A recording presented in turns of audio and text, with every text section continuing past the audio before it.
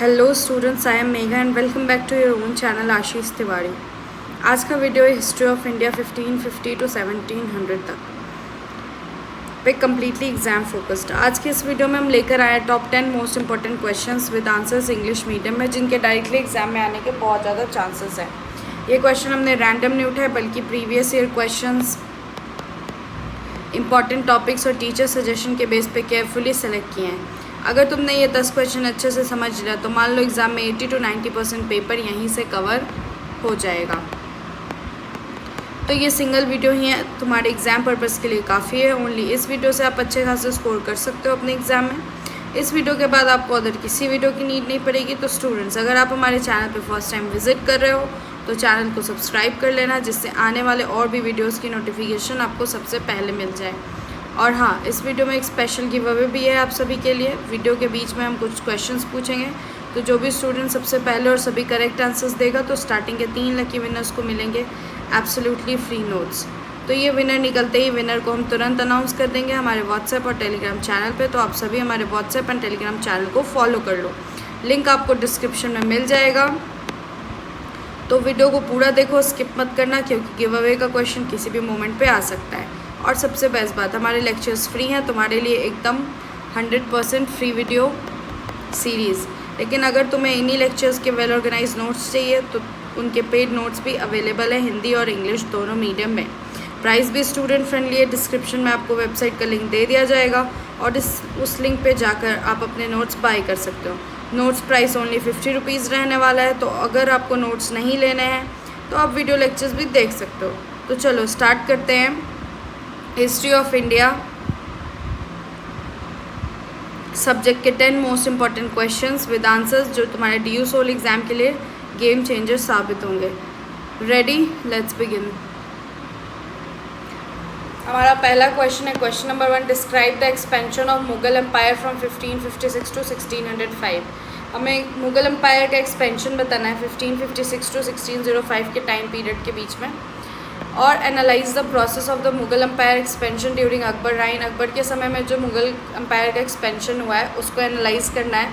Also during the political, administrative and strategic reason behind the discuss the, और हमें discuss भी करना है पॉलिटिकल, एडमिनिस्ट्रेटिव और स्ट्रैटेजिक रीज़न क्या था उसके एक्सपेंशन के, मुगल एम्पायर के एक्सपेंशन का। ठीक है, तो चलो इंट्रोडक्शन से शुरू करते हैं। अकबर का जो था उसको, अकबर का जो टाइम पीरियड था उसको सबसे ज़्यादा मतलब वो उस टाइम पे मुगल एम्पायर इंडियन हिस्ट्री में सबसे ज़्यादा एक्सपैंड हुआ था।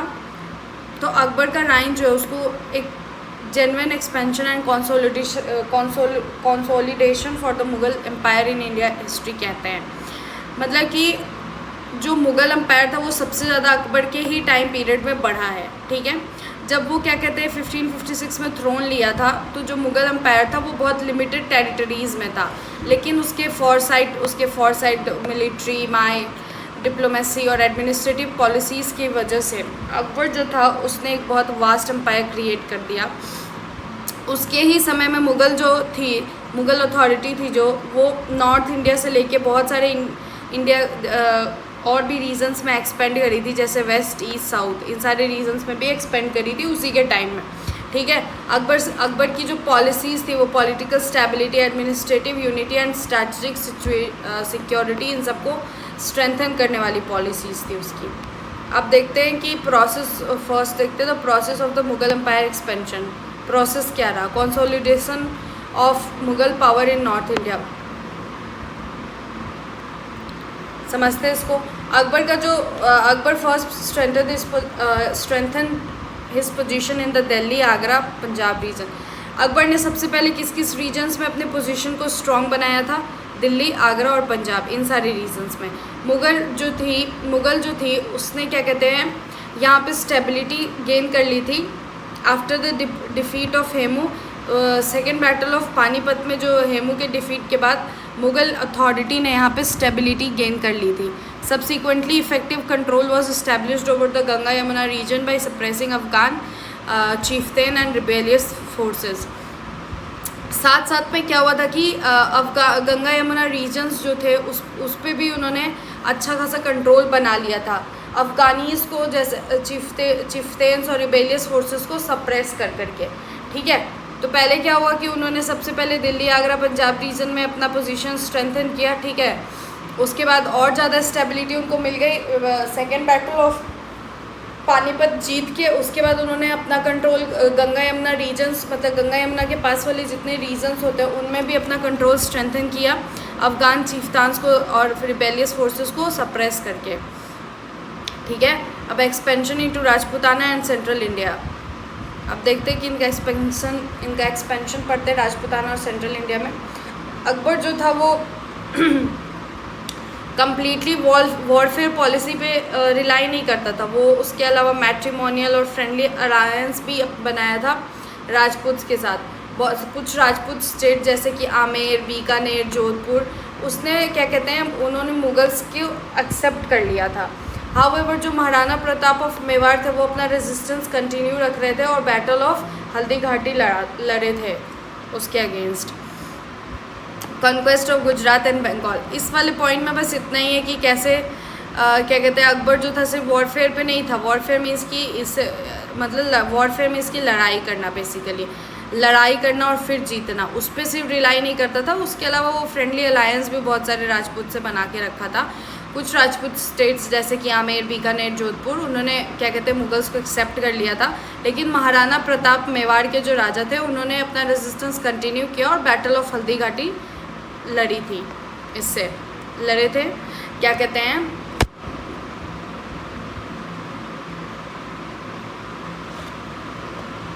महाराणा प्रताप इससे मुगल्स से। अब देखते हैं कॉन्क्वेस्ट ऑफ गुजरात और Bengal. Gujarat was a region of immense importance from a commercial stand point. Gujarat जो था वो कमर्शियल स्टैंड पॉइंट से बहुत ही इंपॉर्टेंट रीजन था क्योंकि वहाँ पे मैरीटाइम ट्रेड होता था। मैरीटाइम ट्रेड मीन्स कि सी रूट से जो ट्रेड होता है उसको बोलते हैं मैरीटाइम ट्रेड होता था। तो अकबर जो है वो गुजरात में अपना कंट्रोल बनाया 1572 के अराउंड एंड सक्सेसफुली उसने क्या किया कि रिबेलियंस जो वहाँ पे उसके अगेंस्ट थे उनको सप्रेस कर दिया।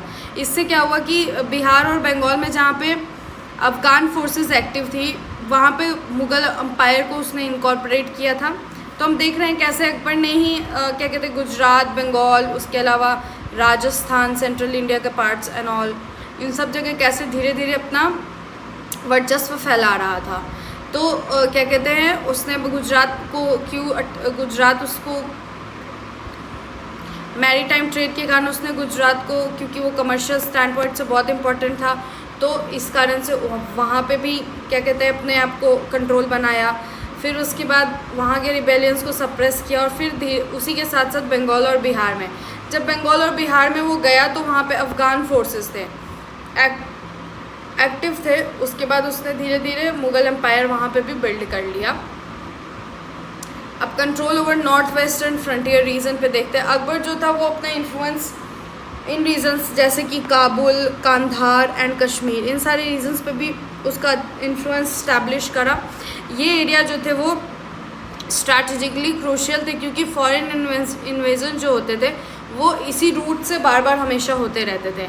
तो नॉर्थ वेस्टर्न फ्रंटियर को सिक्योर करना एम्पायर को और ज़्यादा सेफर बना दिया एक्सटर्नल थ्रेट्स से। अब डेक्कन पॉलिसी और एक्सपेंशन टुवर्ड साउथ इंडिया देखते हैं। फाइनल जब अकबर का फाइनल फेज चल रहा था उसके राइम का, तो अकबर जो है वो अपना अटेंशन साउथ इंडिया की तरफ कर दिया। मुग़ल इन्फ्लुएंस जो था वो कब इस्टेब्लिश हुआ, कहाँ इस्टेब्लिश हुआ, अहमदनगर, बरार एंड खंडेश में, ठीक है। ऑल्दो कंप्लीट कंट्रोल जो था वो डेक्कन स्टेट में अचीव नहीं हो पाया, तो साउथ इंडिया में the process of Mughal empire expansion था उसका प्रोसेस शुरू हो गया। भले ही अकबर के टाइम पे कंप्लीट एक्सपेंशन नहीं हो पाया, अचीव नहीं हो पाया, बट हाँ प्रोसेस साउथ इंडिया में भी शुरू हो गया। अब पॉलिटिकल और एडमिनिस्ट्रेटिव रीज़न देखते हैं expansion for the expansion of Mughal empire, ठीक है। Establishment of a powerful centralized administration.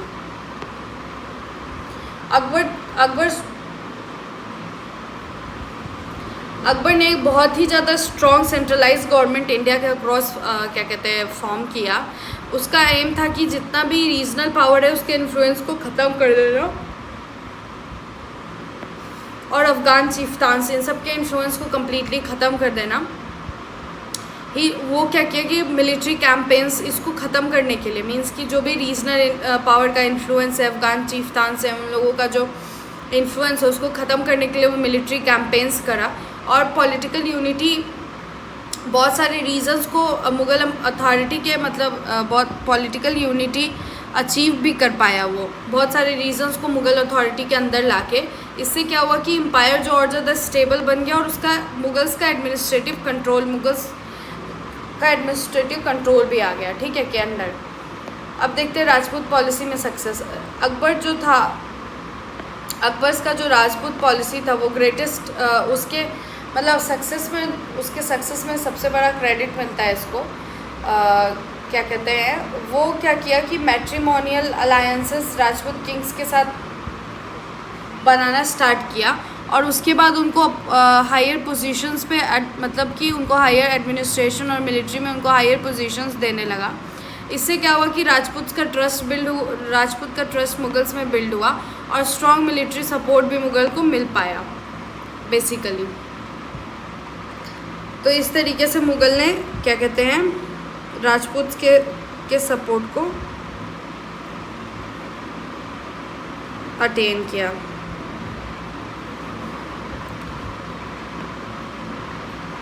ये याद रखना आप लोग, मैट्रिमोनियल अलायंस दैट मीन्स कि शादी करके basically. Impact of the मनसबदारी system का भी इम्पैक्ट देखते हैं। अकबर जो था वो आर्मी ऑर्गेनाइज किया और एडमिनिस्ट्रेशन को भी इम्प्लीमेंट किया। उसको मनसबदारी सिस्टम कहा। ऑफिशियल्स जो थे उनको रैंक मिलता था अपने मेरिट और मिलिट्री कैपेबिलिटी के बेस पे। इससे क्या हुआ कि एडमिनिस्ट्रेटिव कंट्रोल स्ट्रेंथन हुआ और इफ़ेक्टिव गवर्नेंस जो मतलब कि एम्पायर इफ़ेक्टिव गवर्नेंस फॉर्म होने लगा, ठीक है। तो इसको मनसबदारी सिस्टम बोलते हैं बेसिकली। लैंड रेवेन्यू रिफॉर्म्स है, एक नया system, new system of land measurement and tax assessment पास।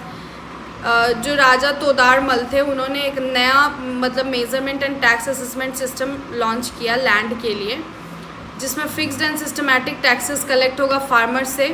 इससे क्या हुआ कि स्टेट का जो रेवेन्यू बढ़ने लगा, इससे इकोनॉमिक रिसोर्सेज भी बढ़ने लगी मिलिट्री कैंपेन और एडमिनिस्ट्रेटिव एक्सपेंशन के लिए।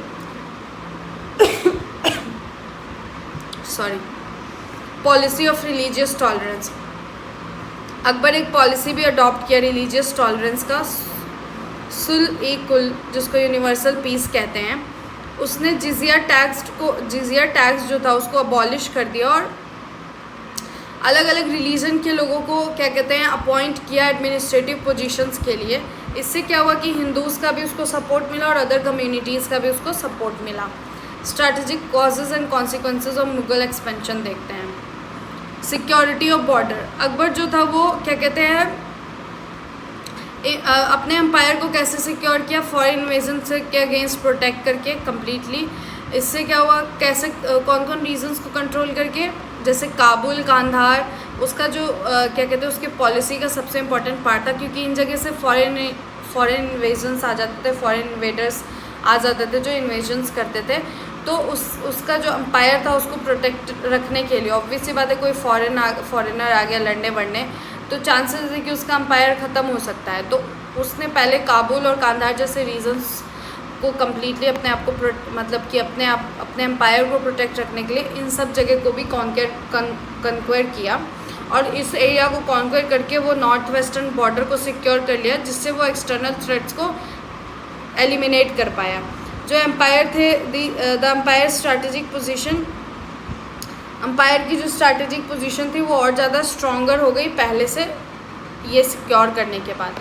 उसके बाद ट्रेड रूट्स में कंट्रोल, क्या कहते हैं प्रॉस्पेरस रीजन्स को एक्वायर करके, जैसे गुजरात, बंगाल, इन सब को एक्वायर करके मुगल जो था वो ट्रेड रूट पे कंट्रोल अपना बना लिया। तो इससे क्या हुआ कि बहुत ज़्यादा इकोनॉमिक ग्रोथ स्टेट को मिला, मैरीटाइम और ओवरलैंड ट्रेड इन दोनों से ही। ये कमर्शियल प्रॉस्पेरिटी जो थी वो मुगल एम्पायर को इकोनॉमिक पावर को बूस्ट कर दी, जो स्ट्रेंथनिंग। इससे क्या हुआ कि आर्मी भी स्ट्रेंथन हो पाया और एडमिनिस्ट्रेटिव भी स्ट्रेंथन हो पाया। तो control over trade made the empire trade के ऊपर कंट्रोल जो था उससे एम्पायर और ज़्यादा इन्फ्लुएंशियल बन गया। Use of powerful army and artillery, Mughal empire जो थे वो हाईली ऑर्गेनाइज्ड और डिसिप्लिन था। आर्मी थी, मुग़ल आर्मी जो थी। अकबर जो था वो क्या कहते हैं, कैवलरी एंड आर्टिलरी इन दोनों का इफ़ेक्टिव यूज़ किया और मॉडर्न वेपन्स को वॉरफेयर में यूज़ किया। इससे क्या हुआ कि ऑपोजिंग स्टेट को हराना और ज़्यादा आसान हो गया। उसका क्या कहते हैं, his military might enhance the prestige of the Mughal empire and this military capability enabled the empires. उसकी जो मिलिट्री थी उसने क्या कहते हैं मुग़ल एम्पायर के प्रेस्टीज को इन्हांसमेंट में बहुत उसका बड़ा रोल है, और मिलिट्री कैपेबिलिटी के कारण ही एम्पायर का जो है ना वो रैपिड एक्सपेंशन हो पाया। Political unity of the empire, Akbar expansion established political unity across a vast portion of India. Akbar जो था उसका एक्सपेंशन जो था वो बहुत सारे पॉलिटिकल यूनिटी इंडिया के अलग अलग पार्ट्स में लेके आया। बहुत सारे रीजन्स जो थे वो एक सेंट्रलाइज्ड एडमिनिस्ट्रेशन के अंदर आए, मेकिंग द एडमिनिस्ट्रेटिव सिस्टम को और ज़्यादा ऑर्गेनाइज बन पाया। और political stability fostered economic and cultural development. Political stability रहेगी तो ऑब्वियस सी बात है इकोनॉमिक और कल्चरल डेवलपमेंट होगा, तो पॉलिटिकल स्टेबिलिटी आने के कारण और ज़्यादा इकोनॉमिक एंड कल्चरल डेवलपमेंट होने लगा। और मुग़ल एम्पायर जो था वो ऑल इंडिया पावर की तरह निखर के आया।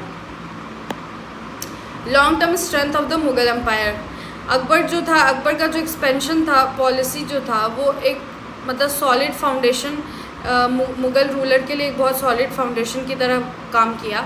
जहांगीर, शाहजहाँ, औरंगज़ेब, उन्होंने इसी क्या कहते हैं लेगेसी, इसी एम्पायर को कैरी किया जो अकबर ने बनाया था। और जो एडमिनिस्ट्रेटिव और मिलिट्री सिस्टम अकबर ने इस्टेब्लिश किया था वो बहुत लंबे समय तक इफ़ेक्टिव रही, और उसका पॉलिसीज़ जो थे वो एम्पायर स्टेबिलिटी इंश्योर करा। इन कंक्लूज़न देखते हैं, अकबर का जो था वो golden era of the expansion Mughal empire के लिए माना जाता है। उसने क्या कहते हैं vast and powerful empire military के हेल्प से इस्टेब्लिश किया, और राजपूत पॉलिसी, उसके बाद एडमिनिस्ट्रेटिव रिफॉर्म्स, उसका रिलीजियस टॉलरेंस, ऐसी चीज़ें लाके और ज़्यादा स्ट्रेंथन हो गया उस मुग़ल एम्पायर। मुग़ल इन्फ्लुएंसेस कहाँ तक फैला, Gujarat, Bengal, Rajasthan, Kashmir and the Deccan. Akbar policies जो था वो बहुत सक्सेसफुल क्या कहते हैं साबित हुआ political, administrative and strategic perspective से। इस रीज़न के कारण अकबर जो है वो greatest ruler of India history में काउंट किया जाता है। He is one of the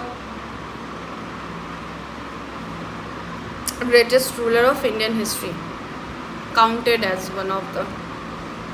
यहीं पे हमारा क्वेश्चन नंबर 1 ख़त्म होता है।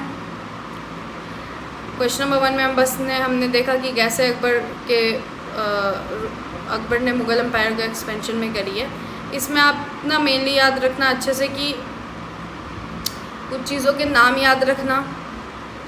उसमें आपको बेसिकली मेनली स्पेशली आपको याद रखना है कि कैसे मिलिट्री पावर ने और मिलिट्री कैंपेन, उसके बाद एडमिनिस्ट्रेटिव बनाना, उसके बाद उसके क्या कहते हैं राजपूत के साथ मैट्रिमोनियल रिलेशनशिप्स बनाना, इन सारी चीज़ों ने, उसके बाद जो हाईली प्रॉस्पेरस स्टेट्स हैं उन पे कब्ज़ा करना, इन सारी चीज़ों ने कैसे एक्सपेंशन में हेल्प करी। ये आपको बस ऐसे ही याद रखना है, ठीक है।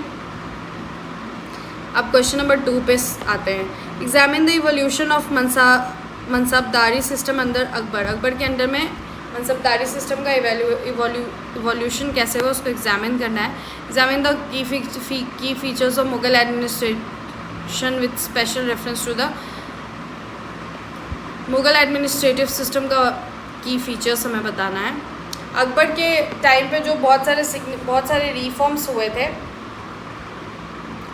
मुग़ल एडमिनिस्ट्रेशन को ऑर्गेनाइज और स्ट्रेंथन करने के लिए, उनमें से जो सबसे प्रोमिनेंट रिफॉर्म था उसको मनसबदारी सिस्टम, वो मनसबदारी सिस्टम है। मनसब का मतलब क्या होता है, रैंक और स्टेटस, ठीक है। ये सिस्टम जो था वो एक मैकेनिज़्म था क्या मुग़ल एडमिनिस्ट्रेशन और मिलिट्री दोनों को रेगुलेट करने के लिए, ठीक है। इस सिस्टम के थ्रू अकबर जो था वो streamline the appointment, remuneration, military obligation and administrative control of officials. इस सिस्टम के हेल्प से अकबर ने क्या किया कि जो ऑफिशियल्स थे उनको एडमिनिस्ट्रेटिव कंट्रोल मिला, मिलिट्री ऑब्लिगेशंस, ये सारी चीज़ें उनको मिली, ठीक है। मनसबदारी सिस्टम एक बहुत क्रूशियल रोल प्ले करता है मुग़ल एम्पायर को सेंट्रलाइज और पावरफुल बना के रखने में। अब देखते हैं nature and evolution of mansabdari system का नेचर एंड एवोल्यूशन देखते हैं। Meaning and objective of mansab, पहले मीनिंग समझते हैं। मनसब, अब mansab denoted and officials rank, status and responsibility. Mansab का क्या मतलब होता है? किसी ऑफिशियल का रैंक, स्टेटस या रिस्पॉन्सिबिलिटीज़ जो होती है उसी को मनसब कहते हैं। अकबर ने इस सिस्टम को डेवलप किया था ताकि जो मतलब ये एम्पायर का डायरेक्ट कंट्रोल एडमिनिस्ट्रेशन और मिलिट्री पे बना रहे, इसलिए ये सिस्टम अकबर ने डेवलप किया था। जो भी ऑफिशियल्स होते थे उनको एक स्पेसिफिक मनसब मिलता था जो कि उनका स्टेटस और सैलरी डिसाइड करता था। बेसिकली इसमें यही होता था। अब ज़ात एंड सवर सिस्टम देखते हैं। मनसबदारी सिस्टम के अंदर जो भी मनसब थे उनको 2 रैंक मिलता था, ज़ात एंड सवर। ज़ात जो था वो डिटरमाइन करता था ऑफिशियल का पर्सनल स्टेटस और सैलरी। जो सवर था वो डिटरमाइन करता था कि कितने कैवलरी मैन इस कमांड के अंदर में रहेंगे। बेसिकली ये सिस्टम क्या हुआ कि मिलिट्री ऑर्गेनाइजेशन के इफेक्टिवनेस को और ज़्यादा इंक्रीज़ कर दिया। Appointment and control of mansabdars. Mansabdars वो थे जो डायरेक्टली अपॉइंट करते थे मनसबदार्स को, और एम्पायर जो था उसका उन प्रमोशंस, ट्रांसफ़र और डिसमिसल, इन सब का कंट्रोल जो था वो एम्पायर के हाथ में ही था। इससे क्या हुआ कि मनसबदार जो है वो एम्पायर के लॉयल रहें, ये सिक्योर हो पाया, ये इंश्योर हो पाया basically. Salary and jagir system. Mansabdar जो थे वो उनको या तो कैश मिलता था या फिर जागीर मीन्स लैंड ग्रांट्स, या तो ज़मीन मिलता था या कैश मिलता था। They manage the military and administrative expenses using the revenue generated from these jagirs. जो क्या कहते हैं, वो जो अपना मिलिट्री और एडमिनिस्ट्रेटिव एक्सपेंशन था उसका रेवेन्यू इसी जागीर्स की मदद से मेंटेन कर पाते थे। लेकिन उनको कोई परमानेंट राइट नहीं था, मतलब परमानेंट राइट नहीं था उस लैंड के ऊपर। वो जो लैंड था वो पीरियोडिकली ट्रांसफ़र होते रहता था बेसिकली। क्या बकवास सिस्टम है ये। Expansion and evolution of the मनसबदारी system. Akbar जो था वो इनिशियली लिमिटेड नंबर ऑफ मनसब को इस्टेब्लिश किया था, लेकिन उसका जो नंबर्स था वो धीरे धीरे बढ़ गया। हाई रैंकिंग जो थे उनको हायर पोजीशंस मिलने लगी। Mansab means position, status. Over time ये सिस्टम जो है वो कॉर्नरस्टोन बन गया मुग़ल एडमिनिस्ट्रेटिव का।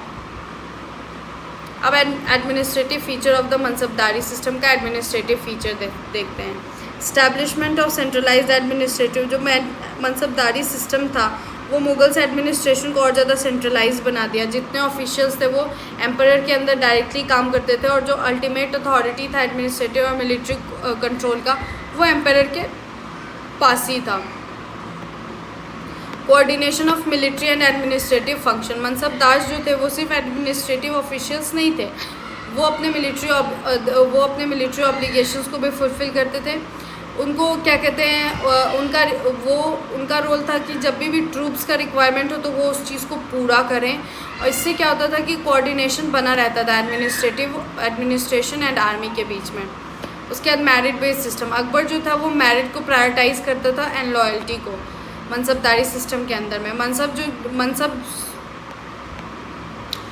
जो मतलब स्टेटस और जो पोजीशन था उन्हीं लोगों को मिलता था। मतलब मनसब जो ये पोजीशन था ना, स्टेटस या पोजीशन था, वो डाइवर्स रिलीजन और कास्ट के लोगों को मिलता था, ऐसा स्पेसिफिक नहीं था। राजपूत, अफगान्स और अदर ग्रुप जो थे उनको भी एडमिनिस्ट्रेशन में जगह मिली हुई थी। अब देखते कंट्रोल ओवर ऑफिशियल्स। मनसबदार जो थे वो रेगुलर इंस्पेक्शन करते थे, और उनका जो क्वालिटी और वो उनका ट्रूप्स का जो क्वालिटी है वो रेगुलरली वेरीफाई किया जाता था।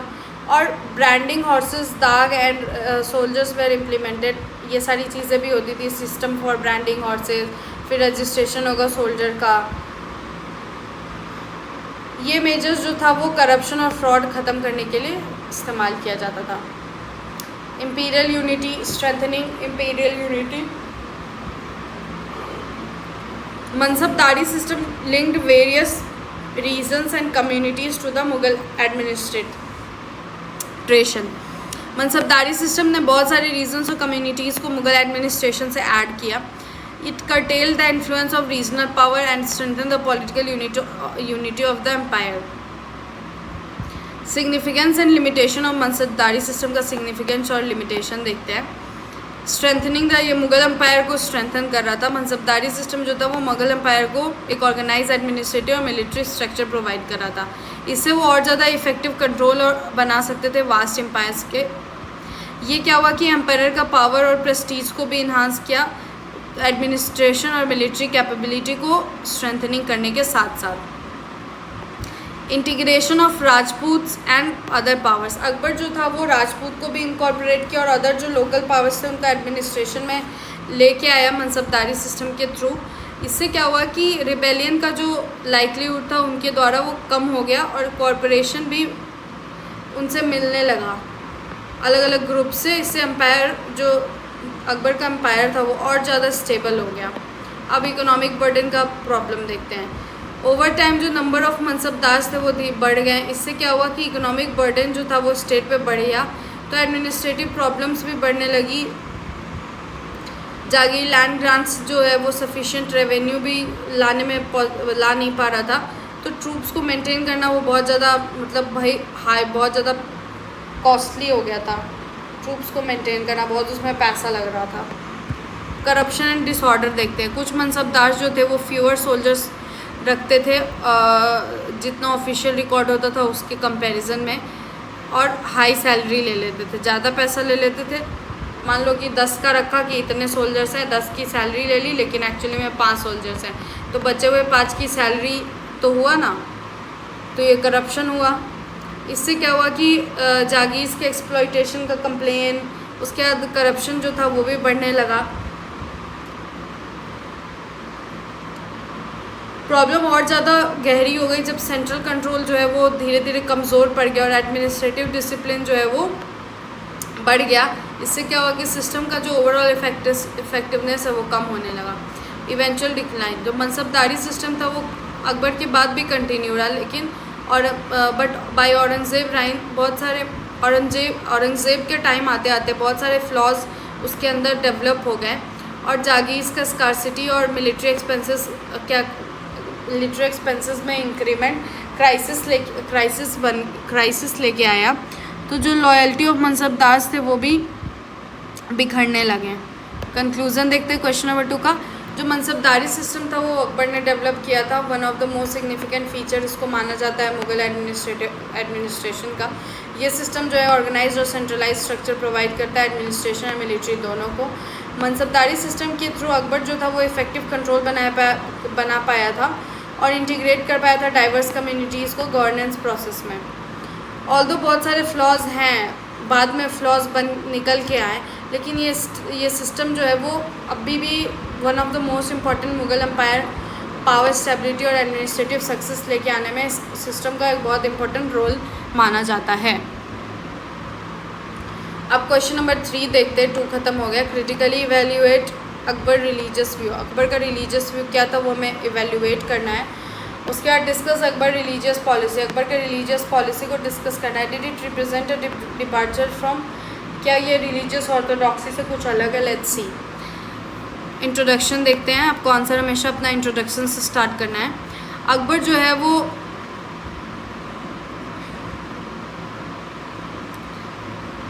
अकबर को इंडिया का वन ऑफ द मतलब वैसे रूलर्स में काउंट करते हैं जो कि रिलीजियस टॉलरेंस और सोशल हार्मनी को प्रमोट करता था. उसके समय में जो मुग़ल एम्पायर था वो सिर्फ और सिर्फ पॉलिटिकल पावर तक लिमिटेड नहीं था, बट बहुत सारे सिग्निफिकेंट ट्रांसफॉर्मेशन भी हुए कल्चरल एंड रिलीजियस एस्पेक्ट से.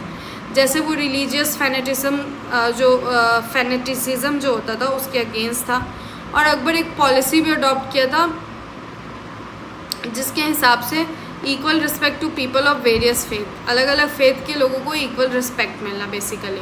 तो इसका प्राइमरी ऑब्जेक्टिव जो था उसके रिलीजियस पॉलिसी का वो क्या था, political stability, social harmony and national unity establish करना एम्पायर के अंदर में. और कॉन्सिक्वेंटली अकबर का जो रिलीजियस पॉलिसी था वो एक्सट्रीमली इंडियन हिस्ट्री में एक्सट्रीमली सिग्निफिकेंट इम्पॉर्टेंट माना जाता है. ठीक है. अब अकबर का रिलीजियस पॉलिसी और उसका की एलिमेंट्स देख लेते हैं। Policy of religious tolerance, Akbar जो है वो टॉलरेंस का पॉलिसी हर रिलीजन के टुवर्ड अपने समय में अडॉप्ट किया था।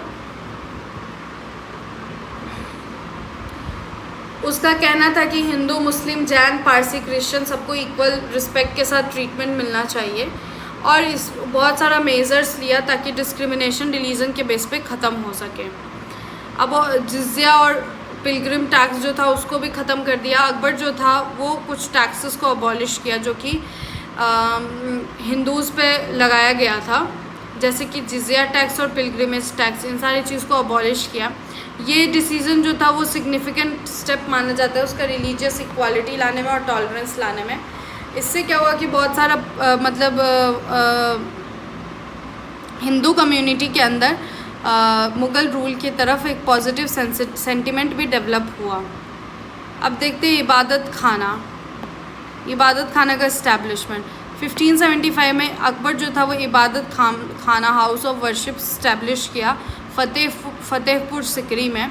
रिलीजियस डिस्कशन वहाँ पे होते थे, स्कॉलर्स और रिलीजियस लीडर बहुत सारे अलग अलग फेथ्स के बीच में। अकबर जो था उसमें भी खुद भी पार्टिसिपेट करता था, striving to understand the tenets ऑफ अलग अलग रिलीजन्स की चीज़ों को समझने के लिए। अब सुलह-ए-कुल जैसे पॉलिसी को भी अडॉप्ट किया। क्या कहते हैं, इसका मतलब होता है यूनिवर्सल पीस। इसका मतलब होता है कि स्टेट जो है वो किसी स्पेसिफिक रिलीजन को फेवर नहीं करेगा और सभी फेथ के लोगों को इक्वल ट्रीट करेगा। जो पॉलिसी था वो रिलीजियस टॉलरेंस और सोशल हार्मनी बेसिकली लाने के लिए था। अब दिन इलाही स्टैब्लिशमेंट ऑफ दिन इलाही।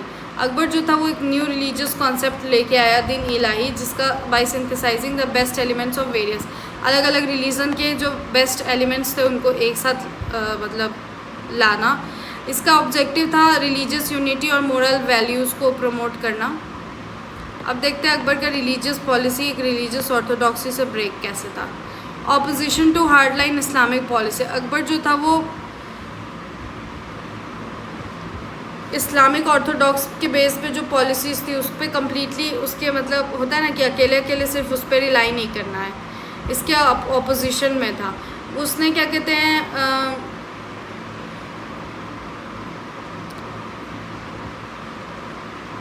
उलेमा का जो एक्सेसिव इन्फ्लुएंस था उसको उसने मतलब ख़त्म करने का कोशिश किया, और एम्पायर सुपरमेसी रिलीजियस मैटर में भी उसने इस्टेब्लिश करने का कोशिश करा था। इससे क्या हुआ कि जो रिलीजियस हार्डलाइनर्स थे और जो नेशन को कमज़ोर करा रहे थे,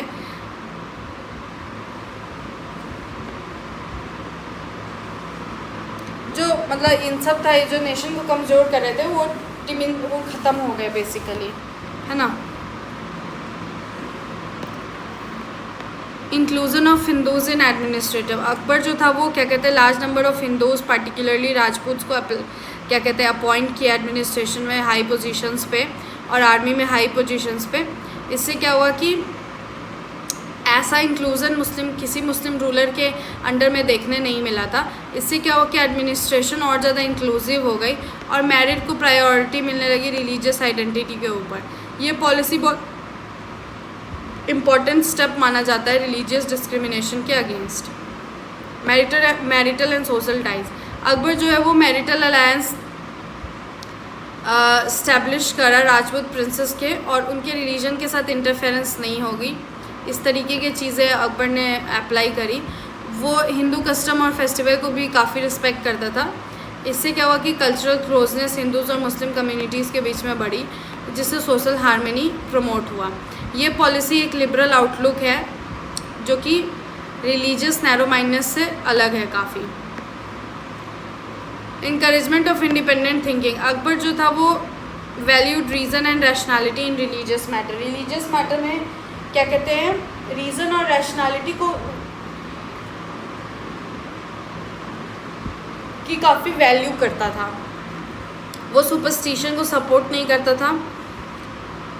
इबादत खाने में जो डिस्कशन होता था हाउस ऑफ वर्शिप में, वो क्या करता था कि इंडिपेंडेंट थॉट एनकरेज करता था और इंटेलेक्चुअल डिबेट होती थी वहाँ पे। इससे क्या होता था कि रिलीजियस आइडिया को और ज़्यादा लिबरल अप्रोच मिलता था। Transformation of relation between the state and religion. Akbar जो था वो स्टेट को एक रिलीजियस इंस्टीट्यूशन की तरह नहीं देखता था, वो गवर्नेंस को जो है वो सारे ही सब्जेक्ट के वेलफेयर से लिंक करता था। क्या कहते हैं, state policies about religious biasness, इन सब चीज़ों के अगेंस्ट स्टेट पॉलिसीज़ लाना, उसके बाद एडमिनिस्ट्रेशन को और ज़्यादा इंक्लूसिव बनाना, इन सब चीज़ों की तरफ वर्क करता था, एफर्ट्स डालता था। Akbar religious, critical evaluation of Akbar's religious policy, role of political objective. According to कुछ हिस्टोरियंस के हिसाब से अकबर जो था वो उसका जो रिलीजियस पॉलिसी था वो लिबरलिज्म पे अकेले मतलब कम्प्लीटली बेस्ड नहीं था, पॉलिटिकल मोटिव्स भी था उसमें कुछ अपना।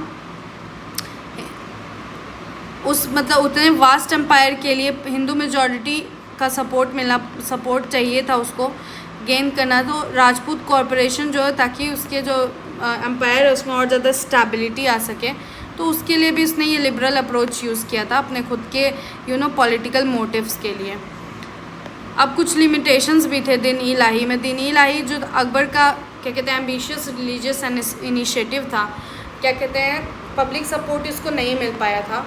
कुछ ही कोर्टियर्स जो थे उसमें अपने आप को एसोसिएट करें, जो जनरल पब्लिक थी उसने एक्सेप्ट नहीं किया। ये क्या हुआ कि मतलब ये फिर फेल हो गया, एक रिलीजियस मूवमेंट, बड़ा रिलीजियस और कुछ रिलीजियस मूवमेंट बनने में कम्प्लीटली फेल हो गया। उसके बाद ऑर्थोडॉक्स क्लासेस से ऑपोजिशन। अकबर्स पॉलिसी जो था वो बहुत ज़्यादा ऑर्थोडॉक्स मुस्लिम उलामा जो था, मतलब ऑर्थोडॉक्स मुस्लिम्स थे उनसे ऑपोजिशन मिलते रहता था उसको। उलामा जो थे उसको क्या कहते हैं इस्लामिक ट्रेडिशन के अगेंस्ट लेके चलते थे। कुछ कॉन्टेम्प्ररी स्कॉलर्स जैसे कि बदौनी बहुत ज़्यादा क्रिटिसाइज़ करे थे अकबर को, और कुछ उसके पॉलिसीज़ को क्या कहते हैं रिलीजियस टॉलरेंस के टुवर्ड जो उसकी पॉलिसी थी उसको एंटी रिलीजियस भी बोलते थे। अब contribution to social harmony. Akbar का जो रिलीजियस पॉलिसी था वो बहुत हिंदू मुस्लिम रिलेशन को इम्प्रूव करने में बहुत इंपॉर्टेंट रोल प्ले करता है। Providing equal opportunities to diverse communities, मतलब डाइवर्स कम्युनिटीज़ को इक्वल अपॉर्चुनिटी दे के अकबर ने सोशल टेंशन रिड्यूस करा था और कल्चरल एक्सचेंज को भी इम्प्रूव करा था।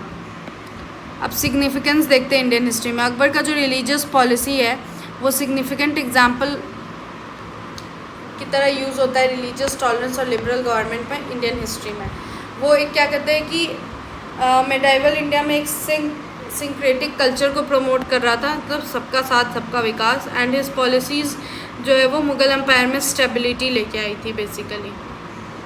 कंक्लूज़न देखते हैं, अकबर का जो रिलीजियस पॉलिसी है वो बहुत इंपॉर्टेंट रोल प्ले करता है टॉलरेंस, सोशल हार्मनी और लिबरल गवर्नेंस के टुवर्ड। वो क्या कहते हैं रिलीजियस ऑर्थोडॉक्स को भी चैलेंज करता था, जिजिया टैक्स, उसके बाद इबादत खाना, उसके बाद कुल जैसी चीज़ों को अडॉप्ट करके। ऑल्दो बहुत सारे पॉलिटिकल मोटिव्स उसके पीछे रहते थे पॉलिसीज़ के पहते और उसके पॉलिसीज़ के पीछे। दीन इलाही जो था वो एक बहुत अच्छा सक्सेस अचीव नहीं कर पाया, और रिलीजियस को एग्जिस्टेंस और कल्चरल सिंथेसिस इंडियन सोसाइटीज़ के अंदर अकबर स्ट्रेंथन इतना अच्छे से नहीं कर पाया था। इस रीज़न के कारण अकबर जो है मैंने गलत बोल दिया। अकबर क्या कहते हैं रिलीजियस को existence cultural synthesis Indian societies के विदिन उसको स्ट्रेंथन किया था। इस कारण से अकबर जो है उसको most liberal and visionary ruler in Indian history consider करा जाता है। इंडियन हिस्ट्री का one of the most visionary and most liberal ruler के अंदर उसको काउंट किया जाता है। क्वेश्चन नंबर 3 ख़त्म हो गया। अब हम क्वेश्चन नंबर 4 पे आते हैं। Critically examine the Aurangzeb's policy toward Marwar following the death of Raja Jaswant Singh. हमें औरंगज़ेब की पॉलिसी को एग्जामिन करना है मारवाड़ के टुवर्ड राजा जसवंत सिंह के डेथ के साथ साथ। Examine the objective of Aurangzeb's Rajput policy and examine its impact.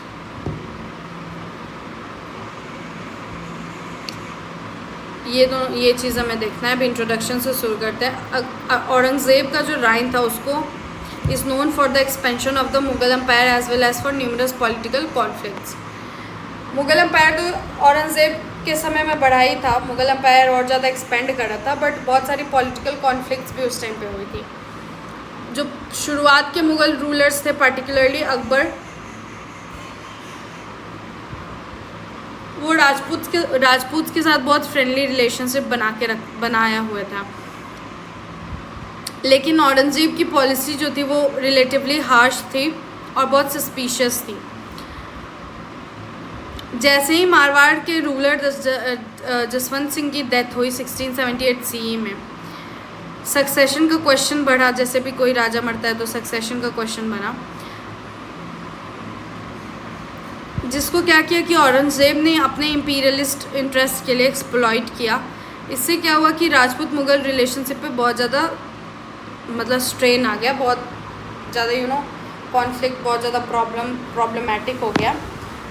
इसके मतलब राजा जसवंत सिंह के डेथ के बाद उसकी जो मतलब अप्रोच था उसका कॉन्सिक्वेंसेस क्या हुआ कि राजपूत जो थे उसका इसके मुग़ल एम्पायर के अगेंस्ट, मुग़ल पावर के अगेंस्ट जो था वो रिबेलियन हो गए, ठीक है, और जिसके कारण मुग़ल एम्पायर कमज़ोर पड़ने लगा। औरंगजेब की पॉलिसी देखते हैं मारवाड़ के टुवर्ड एंड इसका ऑब्जेक्टिव क्या है। मारवाड़ को डायरेक्ट मुग़ल कंट्रोल के अंदर में लेके आना। जहाँ पे राजा जसवंत सिंह की डेथ हुई थी उसके कोई एडल्ट हेयर नहीं था।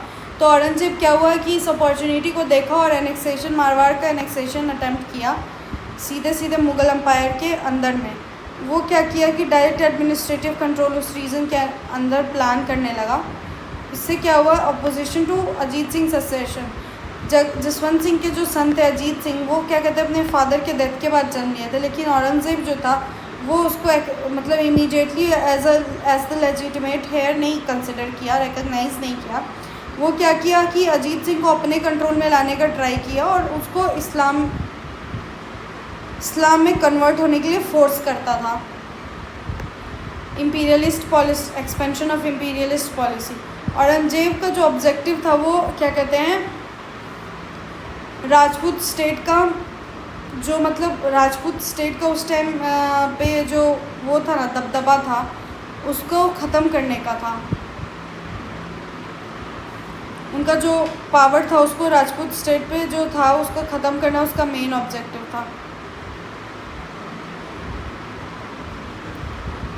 और मुग़ल एम्पायर को और ज़्यादा सेंट्रलाइज करना चाहता था। उसका डिज़ायर था कि कंप्लीट मुग़ल कंट्रोल हो सभी टेरिटरीज़ के ऊपर, और कोई भी independent political status of Rajput को वो एक्सेप्ट करने से मतलब वो एक्सेप्ट नहीं करता था। तो the impact of religious Aurangzeb जो है वो हैव बिन रिलीजियस ऑर्थोडॉक्स, वो बहुत ही ज़्यादा ऑर्थोडॉक्स था, रिलीजियसली बहुत ऑर्थोडॉक्स था। वो फिर से जिज़िया टैक्स लेके आया था और बहुत ज़्यादा सीवियर हिंदू रिलीजियस इंस्टीट्यूशन के टुवर्ड उसका बहुत सीवियर स्टांस था। मंदिर तोड़ देना, लूट लेना, हिंदूज़ को मार देना, मास किलिंग करना, मास कन्वर्जन करना, ये सारी चीज़ें औरंगजेब करता था। इससे उसके पॉलिसीज़ को क्या कहते हैं रिलीजियस डिस्क्रिमिनेशन की तरह लिए, जिससे क्या हुआ कि राजपूत जो थे उसकी पॉलिसीज़ को रिलीजियस डिस्क्रिमिनेशन की तरह लिए, जिससे उनका जो मुग़ल रूल में ट्रस्ट था वो ख़त्म हो गया। Desire to curb Rajput power ख़त्म करने का डिज़ायर। राजपूत जो थे वो क्या कहते हैं integral part of Mughal military और एडमिनिस्ट्रेशन थे। औरंगजेब को डर था कि क्या कहते हैं ज़्यादा पावरफुल राजपूत का प्रेजेंस अगर ज़्यादा पावरफुल हो जाएगा तो ये फ्यूचर में थ्रेट की तरह हो सकता है। तो वो क्या किया कि उनका इन्फ्लुएंस लिमिट करने का कोशिश किया। इसका रिज़ल्ट ये है कि जो उसका पॉलिसी था वो उल्टा उसी पे भारी पड़ गया। राजपूत को और ज़्यादा क्या कहते हैं adversaries of the Mughals and undermining the stability of the क्या कहते हैं इसका एम्पायर।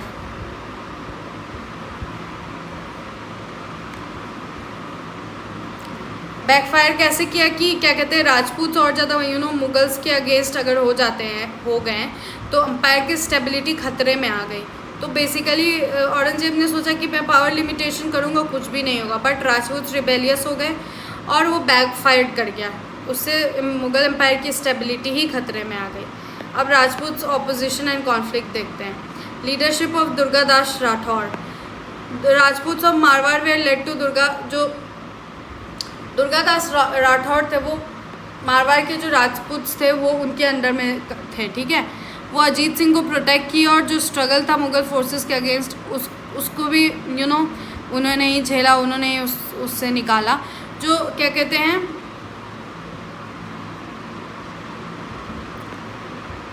दुर्गादास ने एक वॉर भी किया राजपूत ऑनर को सेफगार्ड और उसके इंडिपेंडेंस को सेफगार्ड करने के लिए। उनके लीडरशिप में जो राजपूत थे वो formidable challenges to the Mughals के लिए और ज़्यादा चैलेंजिंग बन गए राजपूत, और Rajput valour and self respect के सिंबल की तरह भी इसको लिया जाता है। अब जॉइंट ऑपोजिशन, मेवाड़ और मारवाड़ का जॉइंट ऑपोजिशन देखते हैं। औरंगजेब की पॉलिसी जो थी वो क्या कहते हैं, सिर्फ मारवाड़ में क्या कहते हैं डिससेटिस्फेक्शन नहीं लेके आई, मेवाड़ में भी लेके आई। जो रूलर्स थे मेवाड़ के वो मारवाड़ को सपोर्ट करते थे। इससे क्या हुआ कि एक ब्रॉड राजपूत अलायंस मुगल्स के अगेंस्ट बन गया। यूनाइटेड ऑपोजिशन होने के कारण ये कॉन्फ्लिक्ट और भी ज़्यादा इंटेंस हो गया, प्रोलॉन्ग कॉन्फ्लिक्ट। जो स्ट्रगल था राजपूत और मुगल्स के बीच में वो बहुत सालों तक चलता रहा। मुगल आर्मी जो थी उसको क्या कहते हैं financial had to expend vast financial and material resources. इस वॉर के टाइम में मुगल्स को बहुत ज़्यादा फाइनेंशियल और मटेरियल रिसोर्सेज को बढ़ाना पड़ा, और कॉन्टीन्यूअस वॉरफेयर के कारण अम्पायर का जो इकोनॉमिक स्टेबिलिटी था वो अफेक्ट हो गया। Rajput guerrilla warfare tactics, leveraging the hilly and desert terrain. Rajput guerrilla warfare tactic मतलब हिली और डेजर्ट टेरेन का फ़ायदा उठाते हुए राजपूत ने गरीला वॉरफेयर टैक्टिक्स का इस्तेमाल किया। इससे क्या हुआ कि मुग़ल आर्मी के लिए बहुत ज़्यादा डिफ़िकल्ट हो गया, और उनको और लोकल सपोर्ट भी उनको बहुत कम मिल रहा था, तो मुग़ल आर्मी के लिए वो बहुत डिफ़िकल्ट सिचुएशन हो गई थी। परमानेंट रिफ्ट इन मुग़ल राजपूत रिलेशनशिप, फिर परमानेंट रिफ्ट आ गया मुग़ल राजपूत रिलेशनशिप में। जो फ्रेंडली रिलेशन अकबर के टाइम से एग्जिस्ट कर रहा था वो औरंगज़ेब के टाइम ख़त्म ही हो गया। राजपूत जो है वो मुग़ल रूल में फ़ैद अपना लूज़ करने लगे, और उसके instead of being Mughal authority के अलाइज दोस्त होने की जगह वो उसके दुश्मन बन गए basically. Impact and critical evaluation of Aurangzeb Rajput policy, इसका इम्पैक्ट और क्रिटिकल इवेल्युएशन देखते हैं। Political weakness of the Mughal empire, Rajput जो थे वो बहुत लॉयल अलाइज थे मुग़ल एम्पायर के, उसके जितने ट्रस्टेड अलाई थे उन सब में उनका जो ऑपोजिशन था, जो उनका जब मतलब राजपूत का ऑपोजिशन था वो मुग़ल रूलर के पॉलिटिकल स्ट्रेंथ को बहुत कमज़ोर कर दिया, और एम्पायर जो थे वो जो मुग़ल एम्पायर थी वो बहुत जगह से कॉन्फ्लिक्ट एक ही बार में बहुत जगह से मल्टीपल फ्रंट से कॉन्फ्लिक्ट उसको झेलना पड़ा। Economic and military loses, continue war, अब कोई कंटिन्यू वॉर में रहेंगे तो ऑब्वियस सी बात है कि हैवी बर्डन, फाइनेंशियल बर्डन आ जाएगा, तो मुग़ल की ट्रेजरी पे बहुत हैवी बर्डन आ गया, और एक्सपेंडिचर ऑन द आर्मी जितना और एडमिनिस्ट्रेशन मतलब आर्मी और एडमिनिस्ट्रेशन पे खर्चा बढ़ गया कॉन्टीन्यूअस वॉरफेयर के कारण। इससे क्या हुआ कि एक परमानेंट विक्ट्री जो क्या कहते हैं राजपूत टेरिटरीज थी उसमें उनको परमानेंट विक्ट्री भी नहीं मिल पाई, जिसके कारण रिसोर्सेज भी वेस्ट हुए। तो इकोनॉमिक क्राइसिस जो है वो और भी इंपीरियल पॉलिसीज़ को अफेक्ट किया, इसके कारण मुग़ल पावर जो है वो धीरे धीरे डिक्लाइन हो गया। Deviation from Akbar policy, Aurangzeb का अप्रोच जो था वो डिफरेंट था अकबर के लिबरल और सिंक्रेटिक पॉलिसीज़ के। अकबर जो था वो रिस्पेक्ट और क्या कहते हैं अकबर जो था वो रिस्पेक्ट और बहुत सारा एडमिनिस्ट्रेटिव रोल राजपूत को दिया था, बट औरंगज़ेब ऐसा मतलब औरंगज़ेब का जो पॉलिसी था वो बहुत हार्श और सस्पिशियस था। अब रिलीजियस इंटॉलरेंस के टुवर्ड क्रिटिसिज्म देखते हैं। औरंगज़ेब का जो रिलीजियस पॉलिसी था वो पूरे जगह से बहुत ज़्यादा क्रिटिसिज्म लेके आया। वापस से जिज़िया टैक्स आना, ये हिंदू रिलीजियस इंस्टीट्यूशन की तरफ जो था ना और ज़्यादा हार्ड स्टांस था, जिसके कारण और भी ज़्यादा डिस्कम्फर्ट क्रिएट हो गया लोगों के अंदर, और ज़्यादा रिबेल नेचर क्रिएट हो गया। मुग़ल डिक्लाइन के टुवर्ड सिग्निफिकेंट नेचर, हिस्टोरियन जो थे वो identify the failure of the Rajput policy as a crucial factor in the Mughal empire collapse. Mughal empire के कोलैप्स में राजपूत पॉलिसी के फेलियर को हिस्टोरियंस जो है वो एक क्रूशल फैक्टर मानते हैं। बिना राजपूत के कॉरपोरेशन के एम्पायर की स्टेबिलिटी जो थी वो पॉसिबल नहीं थी। औरंगज़ेब का जो रिजिड पॉलिसी था उसके कारण क्या हुआ कि एम्पायर का इंटरनल यूनिटी खतरे में आ गया, जिसके कारण मुग़ल पावर में रैपिड डिक्लाइन होने लगा। कंक्लूजन देखते हैं। राजा जसवंत सिंह के डेथ के बाद औरंगज़ेब का जो मारवाड़ की तरफ पॉलिसी था वो बहुत हार्श था, इंपीरियलिस्ट था एंड सस्पिशियस था। वो मारवाड़ को अपने मतलब मुग़ल एम्पायर के कंट्रोल के अंदर में लाने का कोशिश कर रहा था। इससे क्या हुआ कि राजपूत का बहुत ज़्यादा रेजिस्टेंस आ गया और दुर्गादास राठौर के लीडरशिप के अंदर में राजपूत और मुगल्स का बहुत ही लंबा स्ट्रगल चलने लगा आपस में। यहीं पे हमारा क्वेश्चन नंबर 4 ख़त्म होता है। चलो क्वेश्चन नंबर 5 से स्टार्ट करते हैं। उससे पहले मैं गिव अवे का पहला क्वेश्चन पूछूंगी। Who was the founder of Mughal empire in India? Who was the founder of Mughal empire in India? Okay, ये गिव अवे का पहला क्वेश्चन है।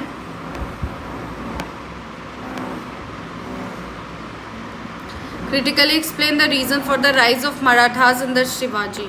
शिवाजी के अंदर में जो मराठास का जो राइज हुआ था वो एग्जामिन करके एक्सप्लेन करना है, ठीक है, उसके पीछे का रीज़न। इंट्रोडक्शन से शुरू करते हैं। The rise of Maratha power in the 70th century under the leadership of Shivaji was a significant, एक बहुत इंपॉर्टेंट इवेंट है इंडियन हिस्ट्री में, मराठास पावर का राइज होना शिवाजी के अंदर में।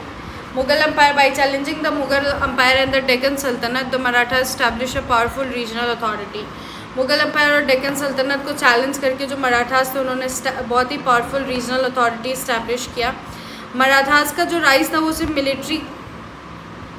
मिलिट्री माइट का मतलब मिलिट्री पावर का रीज़न नहीं था, बल्कि ये geographical, social, religious, political and economic factor इन सब का कॉम्बिनेशन था। Shivaji's leadership qualities, administrative acumen and guerrilla warfare tactics organized and empowered the Maratha forces. Shivaji का जो लीडरशिप क्वालिटी था, एडमिनिस्ट्रेटिव एक्यूमेन था, सिर्फ गरीला वॉरफेयर टैक्टिक्स था, इन सब चीज़ों ने क्या करते हैं मिल के मराठा फोर्सेस को और ज़्यादा एम्पावर बनाया था। दस the rise of Maratha is considered the beginning of a new era in medieval Indian politics. जो राइज ऑफ मराठास हुआ था, मराठास जो बढ़े का जो राइज हुआ था उसको वन ऑफ द मोस्ट मतलब उसको new era, medieval Indian politics में न्यू एरा का दर्जा दिया जाता है। कहा जाता है कि इसके कारण मराठास जो था, राइज ऑफ मराठास को है वो new era, medieval Indian politics के न्यू एरा का स्टार्ट है। Social, religious, geopolitical factor behind the rise of the Marathas. Geographical condition of Marathas ये देखते हैं पहले। The region of Maratha was mountainous, rugged, densely forested, providing natural protection to the Marathas, ठीक है। The Sahyadri mountain ranges and various forts offered safe havens during the time of war. ये आप mountain का नाम याद रखना, इसने कैसे टाइम ऑफ वॉर में मतलब सेफ्टी की तरह यूज़ हुआ है। ये बहुत डिफ़िकल्ट है एक्सटर्नल पावर को परमानेंट कंट्रोल इन एरियाज़ के ऊपर इस्टेब्लिश करना। Impact of the Bhakti movement, saint such as Namdev, Eknath, Tukaram, Ramdas जो थे उन्होंने सोशल और रिलीजियस अवेकनिंग करी महाराष्ट्र में भक्ति मूवमेंट के थ्रू। ये सेंट्स जो थे वो कास्ट डिस्टिंक्शन के अगेंस्ट थे और एक सेंस ऑफ यूनिटी और सेल्फ रिस्पेक्ट सोसाइटी के विद इन प्रमोट कर रहे थे। समर्थ रामदास जो थे in particular inspire the idea of Hindavi Swaraj, self rule of the Indian people. ये आप याद रखना, Samarth Ramdas inspire the idea of Hindavi Swaraj, self rule of the Indian people, ठीक है। अब से देखते हैं कैरेक्टरिस्टिक्स ऑफ मराठा सोसाइटी का कैरेक्टरिस्टिक्स देखते हैं। मराठा सोसाइटी जो थी वो बहुत ही ज़्यादा इंडस्ट्रियस, करेजियस और मार्शल इन स्पिरिट के लिए मानी जाती थी। रूरल लाइफ और हार्श कंडीशन के कारण उनका फिजिकली बहुत स्ट्रॉन्ग हुआ करते थे। मराठा फार्मर्स जो थे वो सोल्जर्स बन जाते थे जब भी ज़रूरत पड़ती थी। A tradition of local leadership and collective corporation existed. एक लोकल लीडरशिप और एक होता है ना कलेक्टिव कॉरपोरेशन का ट्रेडिशन सोसाइटी में एग्जिस्ट करता था। Political situation in the Deccan, 17th century में जो डेक्कन सल्तनट्स थे वो इंटरनल कॉन्फ्लिक्ट्स में उलझ गई। जो मुग़ल एम्पायर थे वो भी क्या कहते हैं अपना साउथ में पोजीशंस को मतलब कंसोलिडेट कन्फर्म करने में मतलब पावरफुल बनाने में बिजी हो गए। तो इस मतलब मराठास ने इस पॉलिटिकल इंस्टेबिलिटी का फ़ायदा उठाया। तो local administrative tradition, local administrative system of villages in Marathas was quite robust. जो लोकल एडमिनिस्ट्रेटिव सिस्टम थे महाराष्ट्र के विलेजेस में वो बहुत ज़्यादा मतलब स्ट्रॉन्ग थे, बहुत ही कूल थे। जो लोकल ऑफिशियल्स थे जैसे कि पाटिल एंड कुलकर्णी, वो एडमिनिस्ट्रेशन और रेवेन्यू सिस्टम संभालते थे। इससे क्या हुआ कि मराठास का एक बहुत ही developed and organize administrative structure बन के आया, और इससे वो क्या कहते हैं और बहुत ही आसानी से वो लोग लोकल पीपल का कॉरपोरेशन भी सिक्योर कर पाए। अब शिवाजी के लीडरशिप और मिलिट्री पॉलिसी का रोल देखते हैं। Shivaji personality and leadership. Shivaji एक बहुत ही visionary, courageous and capable leader थे। उनके पास ऑर्गेनाइजेशनल स्किल्स और मिलिट्री भी थी। बहुत ही possess a remarkable blend of talent and political, उनके पास बहुत टैलेंट और पॉलिटिकल एक्यूमेन का ब्लेंड था। बहुत ही बहुत ही रिमार्केबल पर्सन थे। वो मराठास को यूनाइट करे और popularize the concept of Hindavi Swaraj का जो कॉन्सेप्ट है, self rule of Indian people, इस कॉन्सेप्ट को बहुत ही पॉपुलराइज करे। और ट्रस्ट और शिवाजी को बहुत ज़्यादा लोकल लोगों का ट्रस्ट और सपोर्ट भी मिला। गरीला वॉरफेयर टेक्निक देखते हैं। जो इंस्टीड ऑफ कन्वेंशनल जो घिसा पिटा वॉरफेयर टेक्निक था, उसको हटा के शिवाजी ने गरीला टेक्टिक्स यूज़ किया। वो क्या कहते थे कि क्या कहते हैं, एनिमी को के लिए डैमेज क्रिएट, एनिमी के लिए डैमेज हो जाए उसके लिए वो क्या करते थे, सडनली बहुत ही सरप्राइज अटैक प्लान कर देते थे या करा देते थे, और इमीडिएटली क्या करते थे, फिर सेफ लोकेशन पे चले जाते थे। ठीक है, तो इससे क्या हुआ कि हिली टेरेन और फोर्ट्स, इन सब चीज़ों का यूज़ करके इस स्टाइल वॉरफेयर में इसका हिली टेरेन होना और फोर्ट्स, ये बहुत ही इफ़ेक्टिव काम करा। जिससे क्या हुआ कि और ज़्यादा मुग़ल आर्मी जो थी वो और बहुत ज़्यादा फ्रस्ट्रेट हो गई इस कारण से। अब फोर्ट्स का इम्पोर्टेंस देखते हैं। शिवाजी बहुत सारा फोर्ट्स बनाए और क्या कहते हैं, जो ऑलरेडी एग्जिस्ट करता था उसको इन्हांस किया, जैसे कि फोर्ट्स रायगढ़, प्रतापगढ़, सिन्हागढ़, ये इनका की सेंटर बन गया मराठा पावर का। ये फोर्ट्स जो थे वो हब हुआ करते थे एडमिनिस्ट्रेशन, सिक्योरिटी और मिलिट्री ऑपरेशंस का, providing safe havens for the Maratha during the time of crisis के टाइम में मराठास को एक सेफ स्पेस की तरह काम भी आता था। Development of naval power. Recognising the importance of maritime security के इम्पोर्टेंस को समझते हुए शिवाजी ने बहुत ही स्ट्रॉन्ग नेवी बिल्ड की, और उन्होंने बहुत सारे फोर्ट्स बनाए वेस्टर्न कोस्ट के अराउंड, जो कि क्या कहते हैं, फॉरेन पावर और पायरेट्स के मतलब ऊपर कंट्रोल जमाने में भी मदद करा। ये जो नेवी थी वो मराठास के ट्रेड इंटरेस्ट को भी सेफगार्ड करके रखती थी, जिसको मतलब मिडाइवल इंडिया में इसको one of the significant achievement में कंसिडर किया जाता है। Disciplined army and administrative. Shivaji जो थे उन्होंने एक ऑर्गेनाइज्ड और डिसिप्लिन आर्मी इस्टेब्लिश की। सोल्जर्स को रेगुलर सैलरी देना, स्ट्रिक्ट कंट्रोल बनाना, लूटिंग प्रिवेंट करने के लिए, और उन्होंने ऑनेस्टी और एफिशिएंसी को भी खूब प्रायोरिटी दी अपनी एडमिनिस्ट्रेशन में, जिससे क्या हुआ कि उनका डायरेक्ट कंट्रोल मिलिट्री और सिविल गवर्नमेंट दोनों पे बना रहा। पॉलिटिकल और economic consequences of the Maratha rises. अब क्या हुआ कि चैलेंजेस टू मुगल अथॉरिटी को चैलेंजेस क्या क्या फेस करने पड़े। जैसे जैसे मराठा राइज हो रहा था, एक बहुत ही सीरियस चैलेंज आ रहा था मुग़ल एम्पायर के लिए, बहुत चैलेंजिंग था। मुग़ल एम्पायर के लिए, उसके पावर के लिए बहुत चैलेंजिंग था। शिवाजी और उनके जो सब्सिक्वेंट मराठा रूलर्स थे वो मुग़ल एक्सपेंशन में बेसिकली रोक ही लगा दिया था उन्होंने साउथ में, जिससे औरंगजेब को बहुत ज़्यादा मतलब प्रोलॉन्ग कॉन्फ्लिक्ट, डेक्कन में बहुत लंबे कॉन्फ्लिक्ट में रहना पड़ा।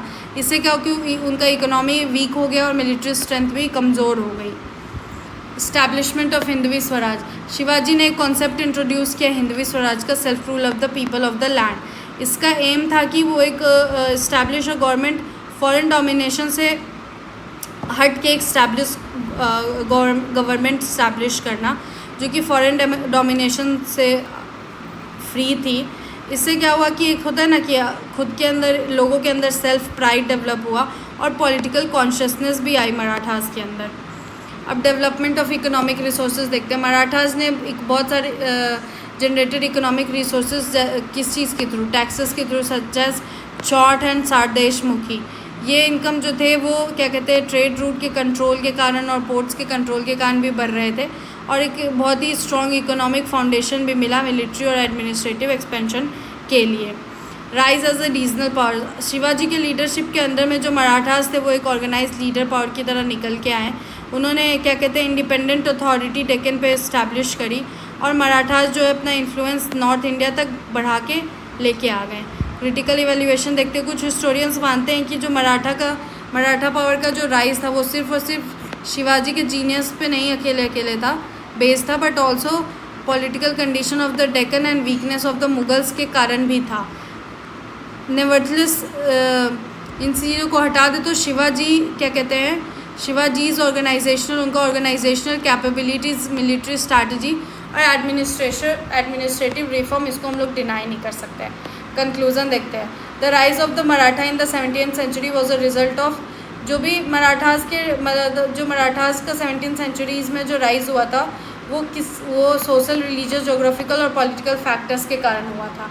जो जोग्राफिकल लोकेशन ऑफ महाराष्ट्र, भक्ति movement, political instability of Deccan और कैरेक्टरिस्टिक्स ऑफ मराठा सोसाइटी ने बहुत ही फेवरेबल कंडीशन अराइज किया। शिवाजी के leadership, guerrilla warfare techniques, administrative acumen ने मराठा को एक पावरफुल स्टेट की तरह इस्टेब्लिश किया।